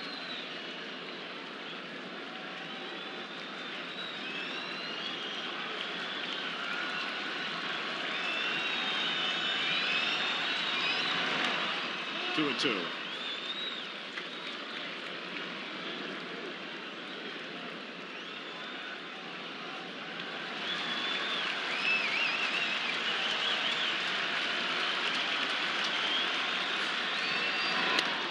Ground ball right side. Lemke to McGriff, and the Reds strand a pair to the 8th, tied at 2. Mike Jackson is the new pitcher. He was the loser last night, and he will bat in the number 1 spot. And Darren Lewis, who was the pinch runner, stays in the game in the 9 spot in center field. Game tied as we start the 8th inning, and Freddie McGriff, who already has 2 doubles tonight, has the hat trick. A ground rule double for Fred McGriff. Well, Mike Jackson came in to pitch last night, and his biggest mistake was the lead-off walk. Polonia sacrificed, and now you can take a look here. This is even worse than a lead-off walk, a lead-off double. And to the crime dog, you don't throw him a ball inside half and don't get it way in. As a matter of fact, Fred McGriff was the player that was walked last night to lead off the 11th inning. 4 straight balls, and now finally Jackson threw him a strike, and you know why he threw him 4 straight balls last night.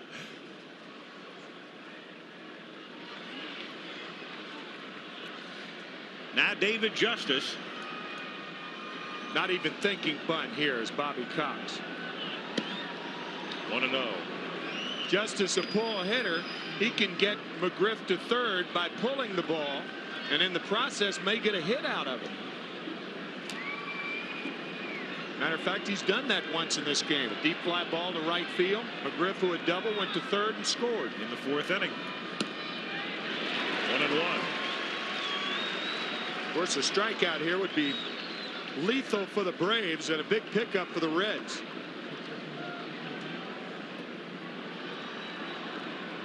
Splitter there by Jackson.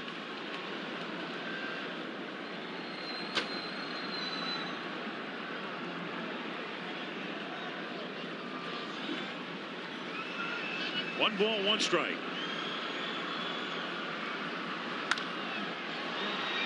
in the air to center field. Lewis is there, and McGriff not even thinking about going to third. Not a Darren Lewis. 1 out. Well, he got pitched to. The splitter sets up the high fastball. They look alike. That one just exploded, and instead of the strikeout or possibly the grounder to the shortstop, which wouldn't advance the runner, you get the medium depth fly ball, and same result.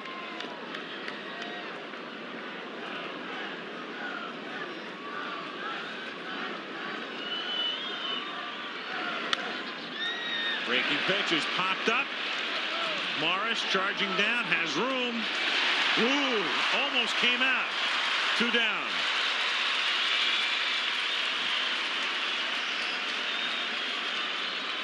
Almost took a look at second, a split second too quickly.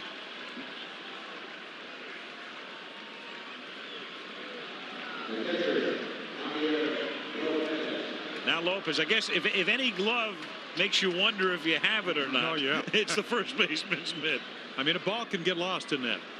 I mean, I wouldn't be pitching to Lopez in this situation. You got Belliard on deck. I mean, Lopez is the guy who can hurt you. Blauser could be playing, but they would use a pinch hitter, but at least you spin 2 more guys. Blauser wouldn't be the pinch hitter. You'd have Polonia. Runners in scoring position, a very good year. 359. We'll take that year after year. 0-2 the count. Yeah, in fact, when we were talking to Bobby Cox before the game, there was some question whether he could get anything out of Blauser tonight.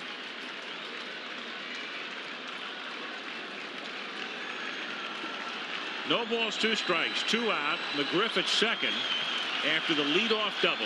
2-2, 8th inning.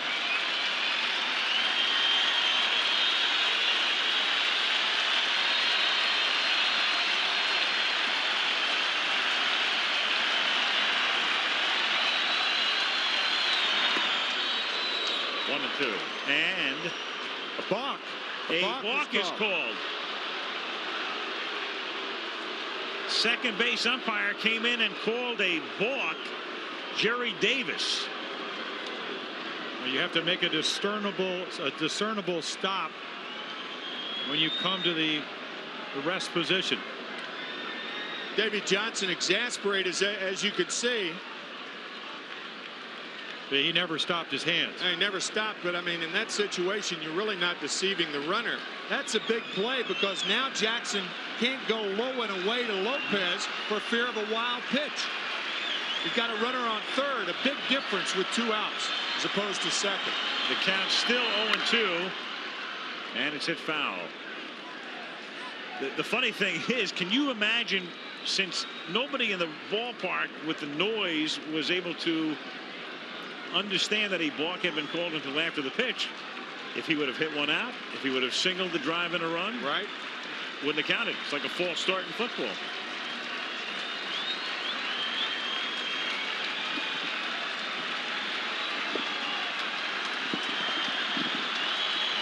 No balls, 2 strikes.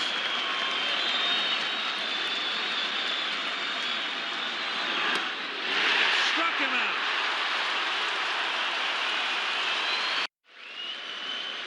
Alejandro Pena comes out of the Atlanta bullpen. The once and present Brave had been with the club earlier this season with Florida and then picked up down the stretch. By the way, I was incorrect on saying on a balk call such as we saw before, had it worked to the advantage of the Braves, it would have counted. I was thinking back to the last time I saw a ball game in the early 40s. The rule was different. They did change the rule, I think, in the late 40s. Hitting to right center field for a base hit and maybe more. And Larkin will make it into second base after Justice shovels it to Grissom.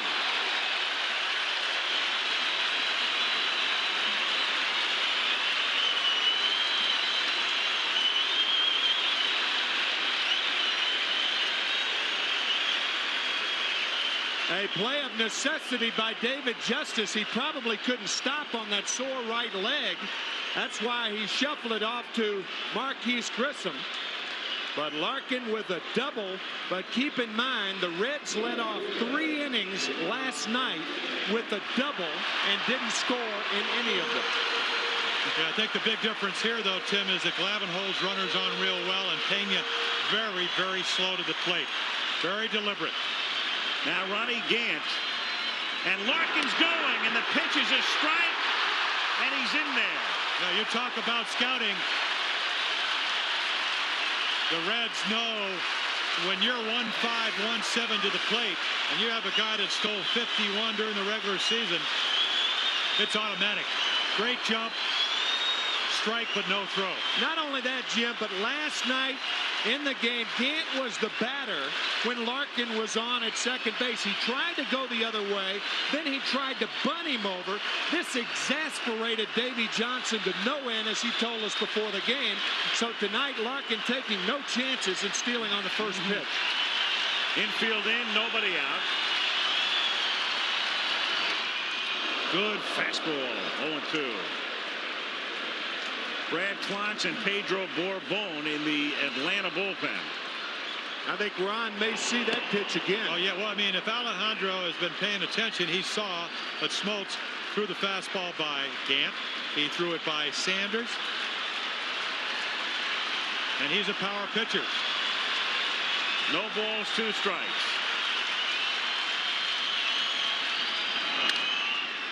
Broken bat, little looper, and it is caught by Lemke. That's a great play because nobody has time to call for that one. You just go there and try to get it. And the two of them nearly collided, and wouldn't that have been something? Call it right, Al. The ball's not hit high enough for anybody to call for it. And Lemke makes the catch. Belliard goes to the ground on a most unusual play. But that was the high fastball, and Gant trying too hard. Jammed, broke another bat. That's about 10 on the night for Cincinnati. Reds just overpowering the Cincinnati hitters, or I should say the Braves pitchers. And now you almost have to stick with a high fastball in this situation to Sanders, Jim. Oh, yeah. Well, Sanders, I mean, as good a year as he had with the, you know, all the home runs, 29 home runs, he did strike out 122 times. 2-2, 1 out, 8th inning, infield in, Sanders. Gant alone with his thoughts. Sanders 2 for 20 in postseason. Swung on and missed. I mean, this is the best of all situations if you're Pena, because you have a guy that's very aggressive. He's not going to make you throw the ball over the plate. Hasn't been able to get to the high fastball, and you got a high fastball pitcher on the mound.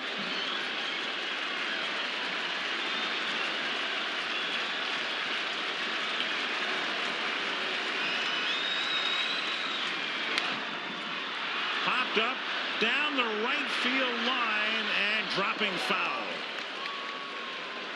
0-2.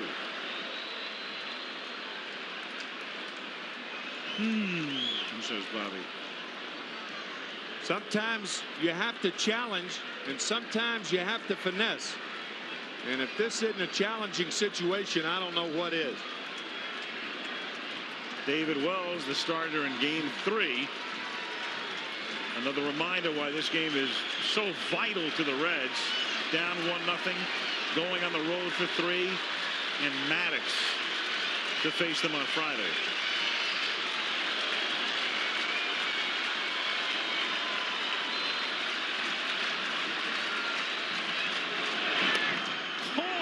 Strike 3. Town hall meeting taking place on the mound, where you've got the left-hand batter Morris. You have first base open, clearly, and second as well, and Santiago on deck. I think, Al, Bobby had 2 things to cover. I think he probably told him to walk Morris intentionally to get to Santiago, but then with runners on at first and third, remember the Reds pulled off a double steal to score. So there were 2 things to worry about, and that's why Bobby spent more time than he would normally spend. You're not going to go out and tell a guy to intentionally walk a hitter, for instance. And bring the entire infield in right, as well. Exactly.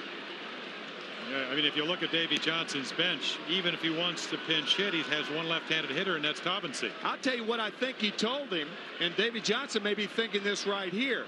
With Larkin speed on at third base, if Morris goes, don't throw through.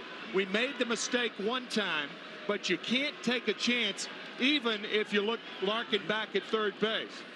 Let's take a look at it. The last run scored in this game was the second run scored by the Reds in the 5th inning. 2 outs, Lenny Harris on at first base, and the throw through by Javier Lopez without even looking at third allows Branson to score the tying run. That's what Bobby Cox was talking about on the mound. Fool me once, shame on you. Fool me twice, shame on me. You got it. Here's Santiago, 1 for 3 tonight. Larkin at third, Morris at first. 2-2. Fastball in there.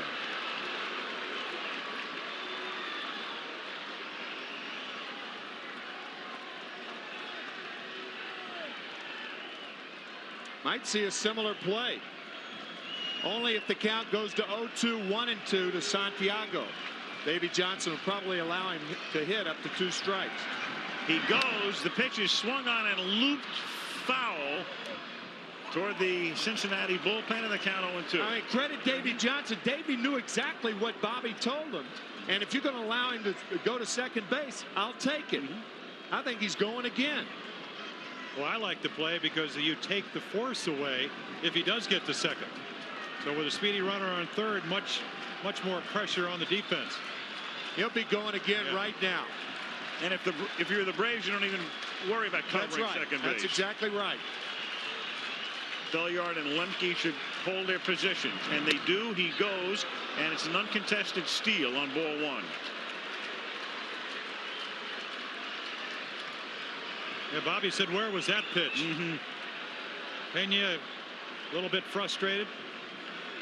Jim Quick must have thought it was a little bit high.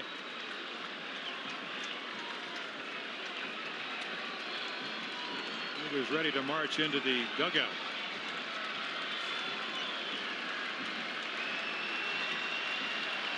One ball, 2 strikes.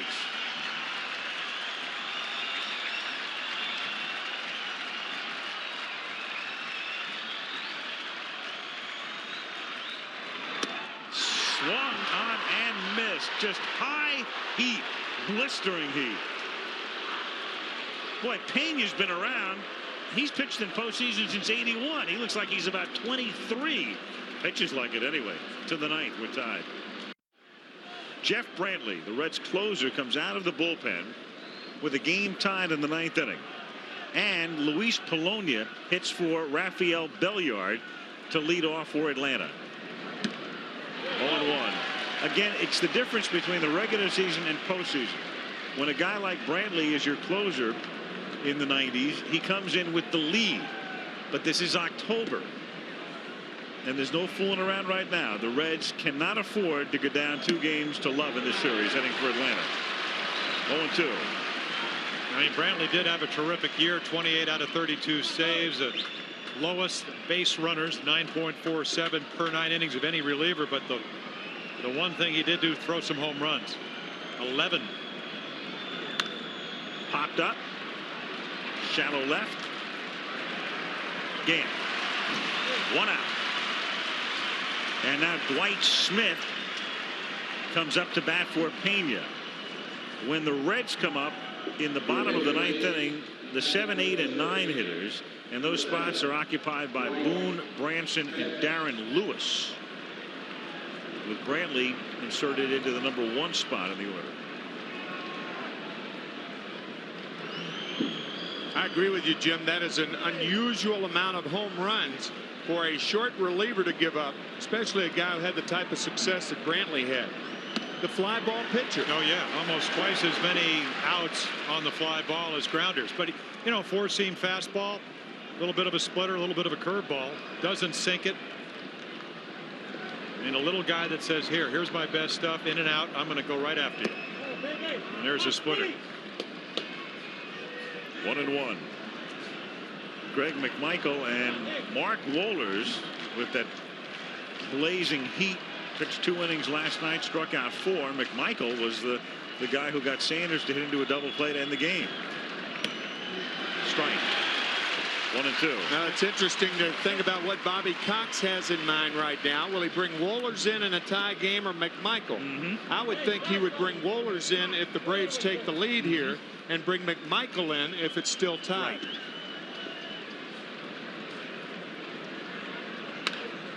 Foul away. Yeah, he mentioned clearly to us before the game tonight, since Wohlers pitched 2 innings last night, and that's a long outing for him, he said, I can get 1 inning out of him tonight. Even though he did only throw 21 pitches last night, Bobby's saying usually an inning for Mark about 15 pitches. 1 ball, 2 strikes.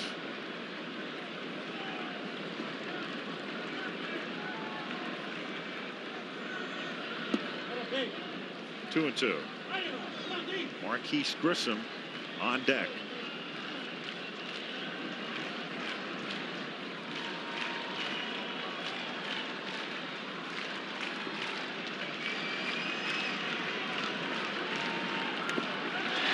Foul tip, just stays alive.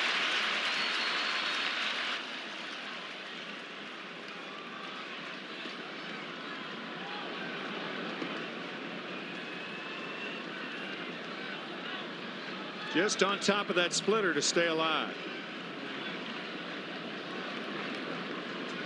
2 balls, 2 strikes. 1 out, bases empty.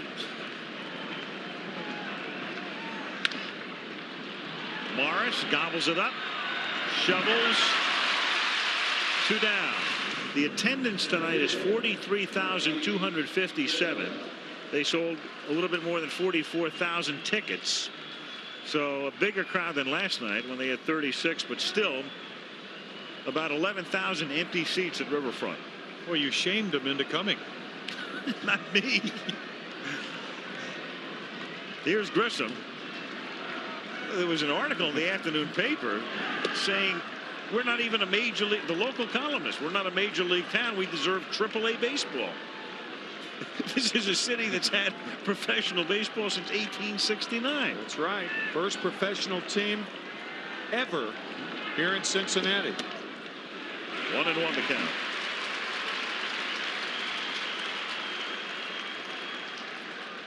First time in the National League, 1890, but they did have a professional team that was not in a league in 1869.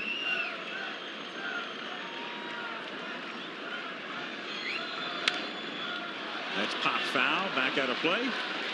You know, Jeff Brantley, a pretty interesting guy. When you were doing the interviews the other day, you know, a lot of times relievers, especially closers, will say, you know, fear motivates me. I don't want to fail and hurt the chances of the ball club. He said it's about 31 Diet Cokes.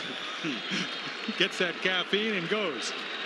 I tell you, he covered first on that last play. He kept going all the way into the bullpen. He is rather excitable. Yes, he is. He does show his emotion. Nothing wrong with that.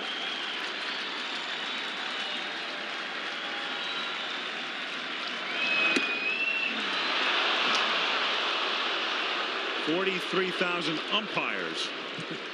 2-2.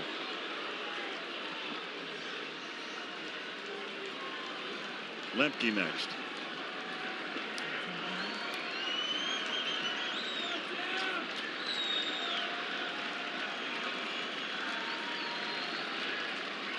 Two to Grissom.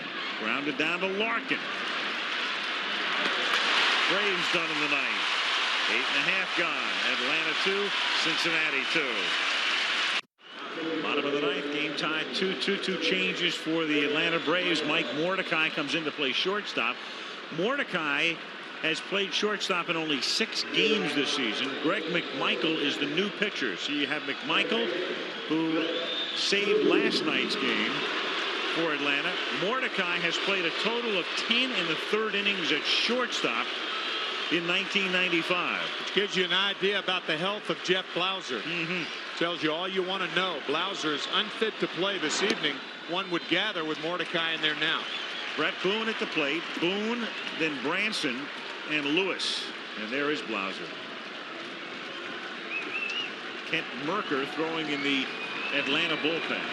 They get a lefty up. 2-0. Merker.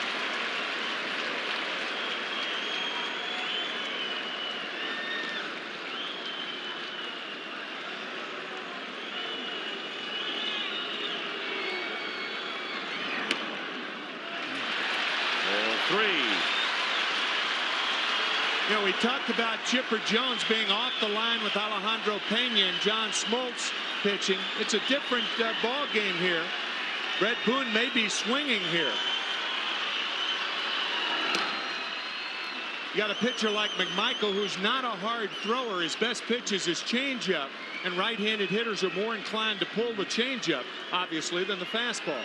Especially 3-1 when he just has to throw a strike. And the winning run is at first base. Well, this is how the Braves won last night in the 11th. Leadoff walk.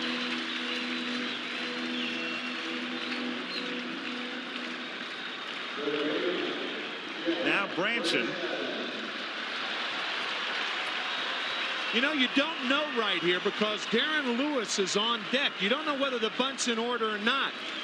Davey Johnson, with the guts of a gambler, he could put the hit and run on here. Nope. Branson showed bunt. Another good reason for McMichael to throw to first base to get Branson to tip off what was going to happen. Right.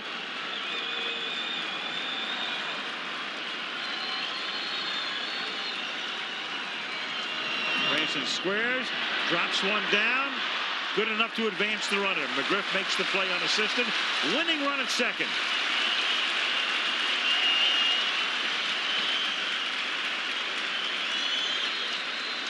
Boone at second, one out.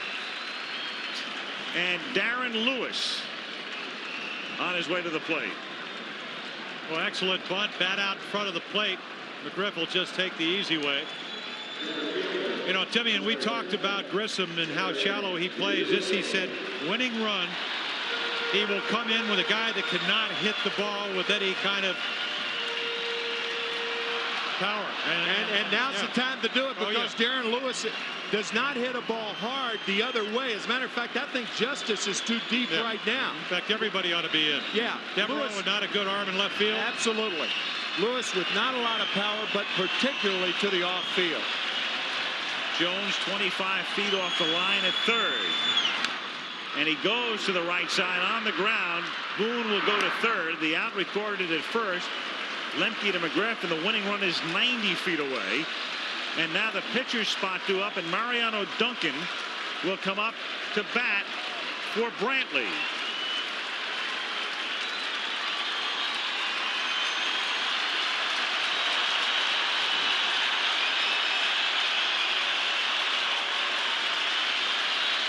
Lowest opponent's batting average with runners in scoring position this season. Greg McMichael in these situations had the opposition hit 132. Jeff Brantley was next best. That is off the charts. So is Mariano Duncan's number, 77. That was Red Grange's number, and that's what the Reds need now, a galloping ghost. No thoughts of walking Duncan right here with Larkin on deck. 2 out, winning run at third. Fastball away, 1-0 the count. Well, what about the irony if Duncan gets the game-winning hit here? The only reason he's with the Reds is because they picked him up on waivers to keep him from going to Atlanta. Yeah. Yep.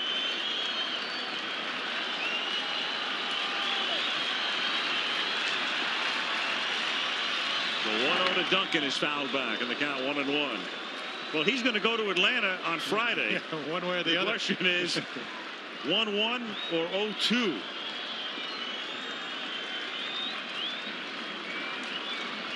The Braves with single runs in the first and fourth. The Reds with 2 in the fifth. 2 out, 9th inning. Winning run, Boone at third base. And the 1-1 to Duncan is fouled away, and the count 1 ball 2 strikes.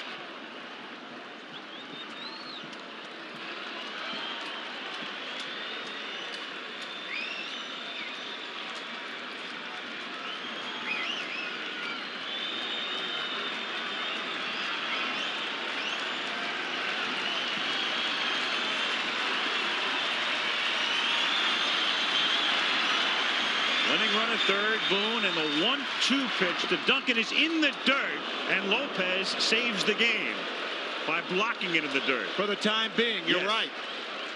A very difficult play for Lopez. That ball looked like it bounced in front of the plate. A change up to Duncan.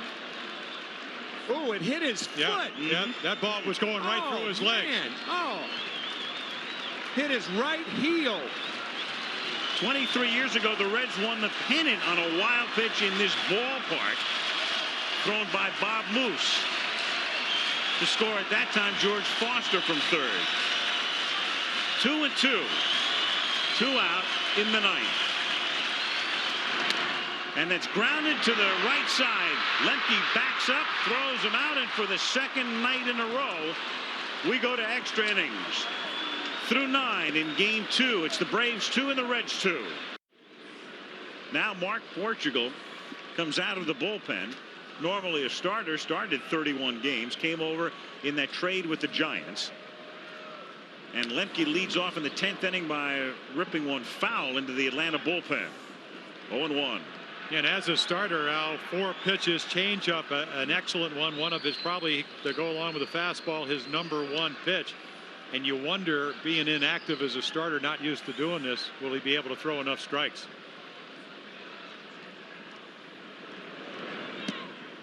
Oh, 0-2. Yeah, there it is. Yeah, he's got a good one. And what is a good changeup? Good arm action. Same arm speed as you throw the fastball with. Chipper Jones on deck. 10th inning, the game tied 2-2. Lined into right field, and that's a base hit. Sanders plays it on the hop. Lemke gets his first hit of the series. He was 0 for 5 last night, and now is 1 for 4 tonight, and Chipper Jones comes up. Davey Johnson has got to be gnashing his teeth. An 0-2 pitch right down the pipe to Mark Lemke. Instead of pitching him like it's 0-2, Portugal pitches him like it was 2-0. And Lemke delivers. Oh, there he is right there. Control. You know, you don't make that pitch if you're pitching every 5th day. I mean, every once in a while, but Runner goes, and the pitch is grounded to the right side. Boone shovels for the out, and Lemke goes to second. Similar situation. Sacrifice, you have the same deal, so I would imagine you walk McGriff in a situation like this. This is kind of a no-brainer.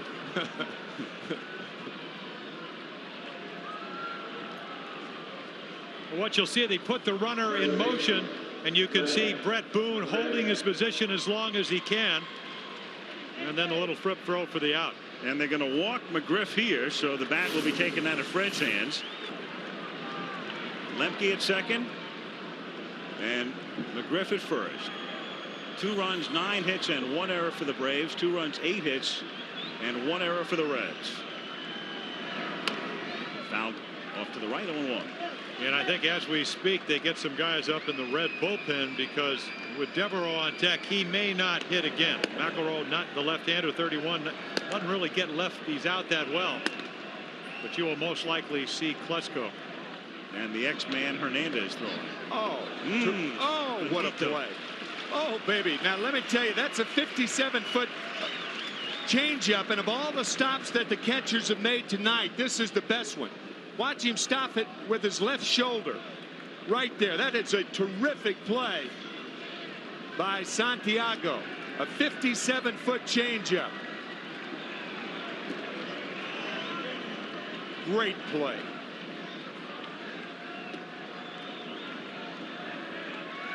There's the 1-1, and that's lined into right field for a base hit. Sanders fields it on a hop to hold the runner at third. What a throw. And that's why they held Lemke at third. He'd have been out from here to Hamilton. Or Erlanger. That's right. Bases loaded. And Ryan Klesko will come up to pinch hit. Talked about it being a no-brainer to walk McGriff. A no-brainer by third base coach Jimmy Williams, holding Lemke for this reason.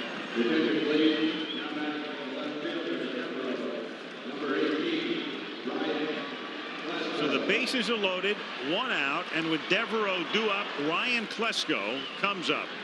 Lemke McGriff, and Justice. Reds infield, double play depth. Branson, though, is even with the bag at third. Waved at, changed, beauty, 0-1.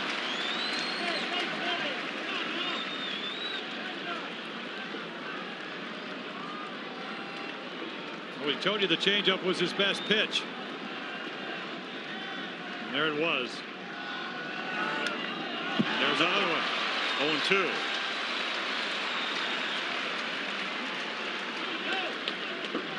Take a drink out of the same well. Oh, yeah, I think so.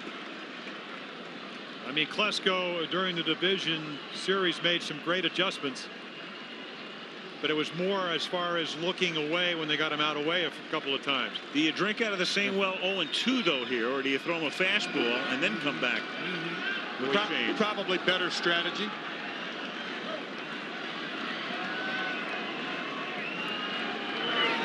And he throws a breaking pitch in the dirt, of all things, 0-2.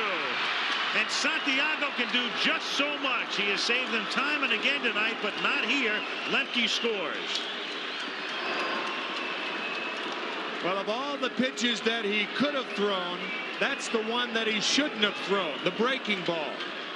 Fastball or changeup, I think, Jim, the fastball is easier to control. Breaking ball in the dirt, and Santiago at almost impossible to keep that ball in front of you. Well, the last two breaking balls were about 55 feet. Yep. And this one gets right by him. 3-2 Atlanta. And the count 1-2 strikes. And it's popped up on the right side with the infield playing in. Boone has to backpedal, and he makes the catch. 2 down with Lopez coming up. I mean, of all things, I mean, think about it. It's so simple. Big power hitter comes up. Fastball hitter looks at 2 changes, right, and doesn't come close. So, as you guys were talking about, right, you go to the same well. You try 3 changes in a row. But if you don't do that, throw him give him the fastball. Exactly, to look at. because your fastball is the easiest pitch to control. If you want to throw the ball off the plate 5 or 6 inches, then that's fine. Or if you want to come back with a straight change, but not the curveball there. Lopez hits one deep to left field and down the line, and that one is fair. It hits the foul pole screen.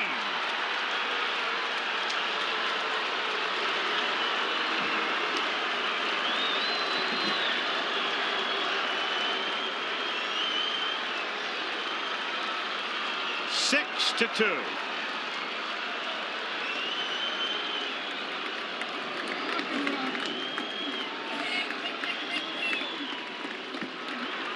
Javi Lopez, who hit 14 during the regular season. As anybody. You talked about that 361 the second half, and right here he takes a fastball and just launches it. The only chance the Reds have if it curves foul, and it doesn't.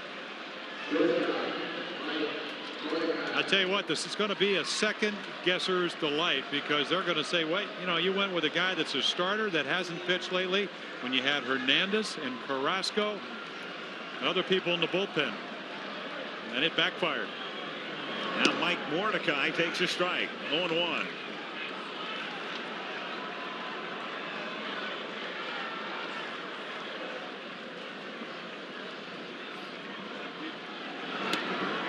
One and one.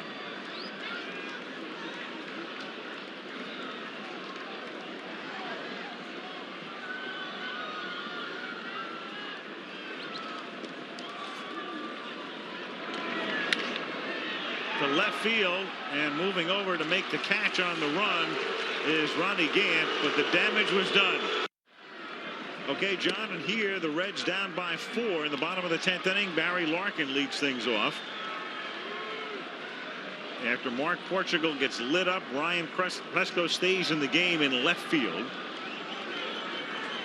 And Mark Wohlers to try to close it out. Half swing, appeal, no, 1-1. And a huge home run by Javier Lopez. I mean, you have the fat part of the Red order up, even though Wohlers is pitching. Had Portugal been able to hold the Braves to just the 1 run, and you get the feeling that something could have happened this inning. because of the strength of the Reds order, but that was a huge 3-run shot by Lopez.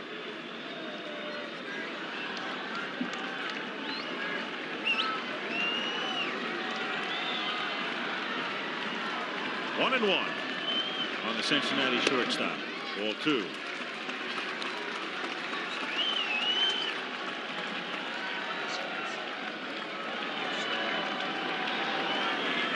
Two and one.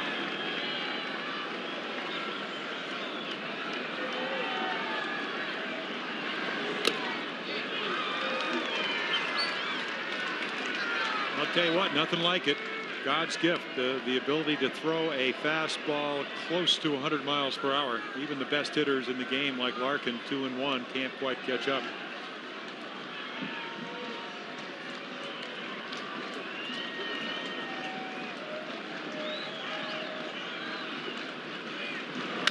And that's lined into right center for a base hit. That's precisely what Tim is talking about. Clearly, in a 1-run game, it's a whole other situation here. Now you're just looking for base runners, period.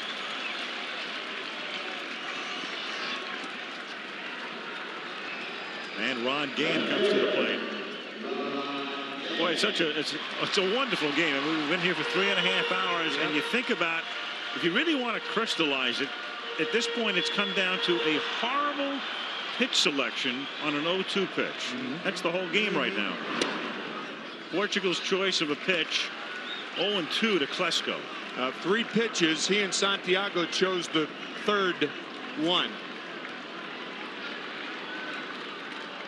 And that change, you might be thinking, well, Lopez homered, maybe they had a grand slam, but that changes things.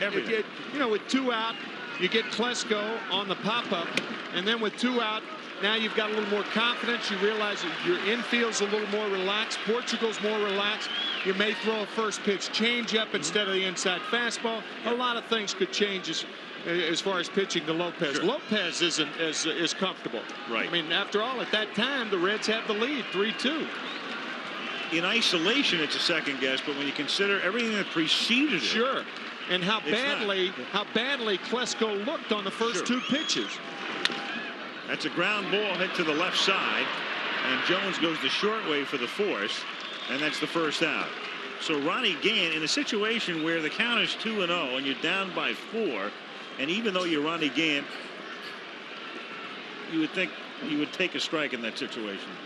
Yeah, only to see another pitch. I mean, you know, I don't know. Things change, but you've got to take a pitch there because you need base runners. That might have been ball 3, as a matter of fact. That ball was letter high. He could have gotten a ball out of it. But that's one of the things that has disappeared as far as the game of baseball is concerned.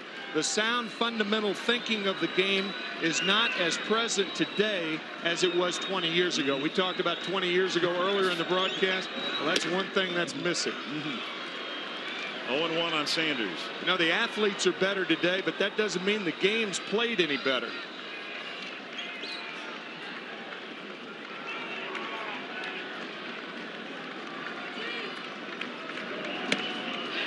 Oh, 0-2. Reggie has struck out 3 times tonight. Whiffed 5 times Friday night against the Dodgers. Just cannot catch up to that high fastball. But you know what? It's not a strike. Right. It's only a strike if you swing at it. 1-2. I mean, that's easy for me to say, but I mean, the bottom line is that you have about a half a second to really make up your mind and put the bat on the ball. Well, we've talked about it for the last 2 nights, Jim. The Braves' approach to Reggie Sanders is to pitch him above the hands. And every pitcher, with the possible exception of McMichael, has done that. 1-2. Half swing. No. And what did McMichael do? He threw him a sinker. He got the double play ball in last night's game with runners at first and third. Now look at Ron Gant, for instance, with the high hands. And there's Reggie Sanders with his hands not only lower, but up toward the middle of the body. You can't pitch Gant above the hands. Obviously, that's cap high. But you can Reggie Sanders and entice him to swing. Braves by 4 in the 10th, 1 out.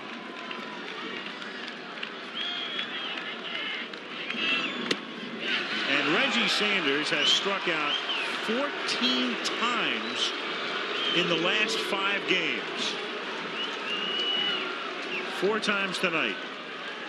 Here is the MCI proof positive replay.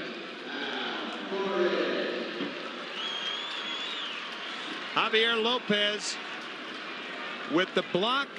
We said the inadvertent block with a winning run on at third base. The ball hit his right heel. And then the Braves scored the 4 in the top half of the 10th. But it was Lopez's block that kept it alive. Morris fouls it off, and with 2 out, Gant running, and Braves obviously not paying any attention to Ronnie here with a 4-run lead. You know, I think going back to Reggie Sanders, his problem is really the pitching staff of the Braves, and this is why they have led the National League in pitching. They can do what you need to do to get this man out.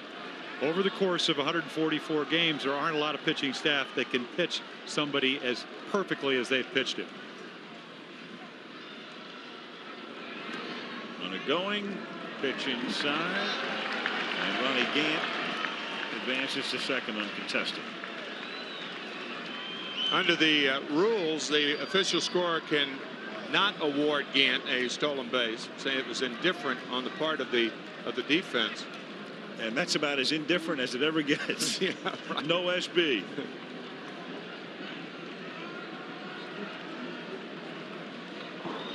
Day off tomorrow. Game 3 is Friday night in Atlanta. David Wells and Greg Maddux. And it could be, I mean, Cincinnati could have won both of these games. They stranded so many runners last night. They didn't move runners along. 7 innings, they had the leadoff runner on, and they scored 1 run. 1-2.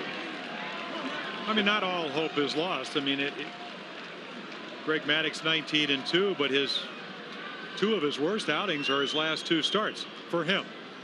Won 1 of them. 1 he gave up 3 runs in. So if you're the Reds, you do have your work cut out for you. 1 ball, 2 strikes.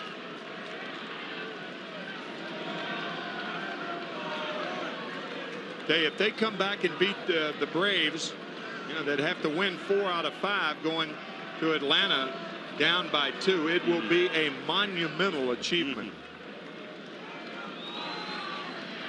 2 out in the 10th.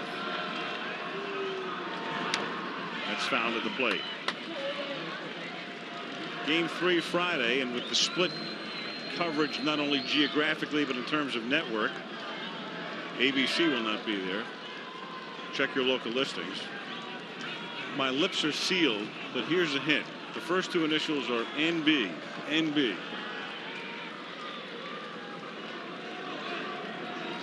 One and 2 the count.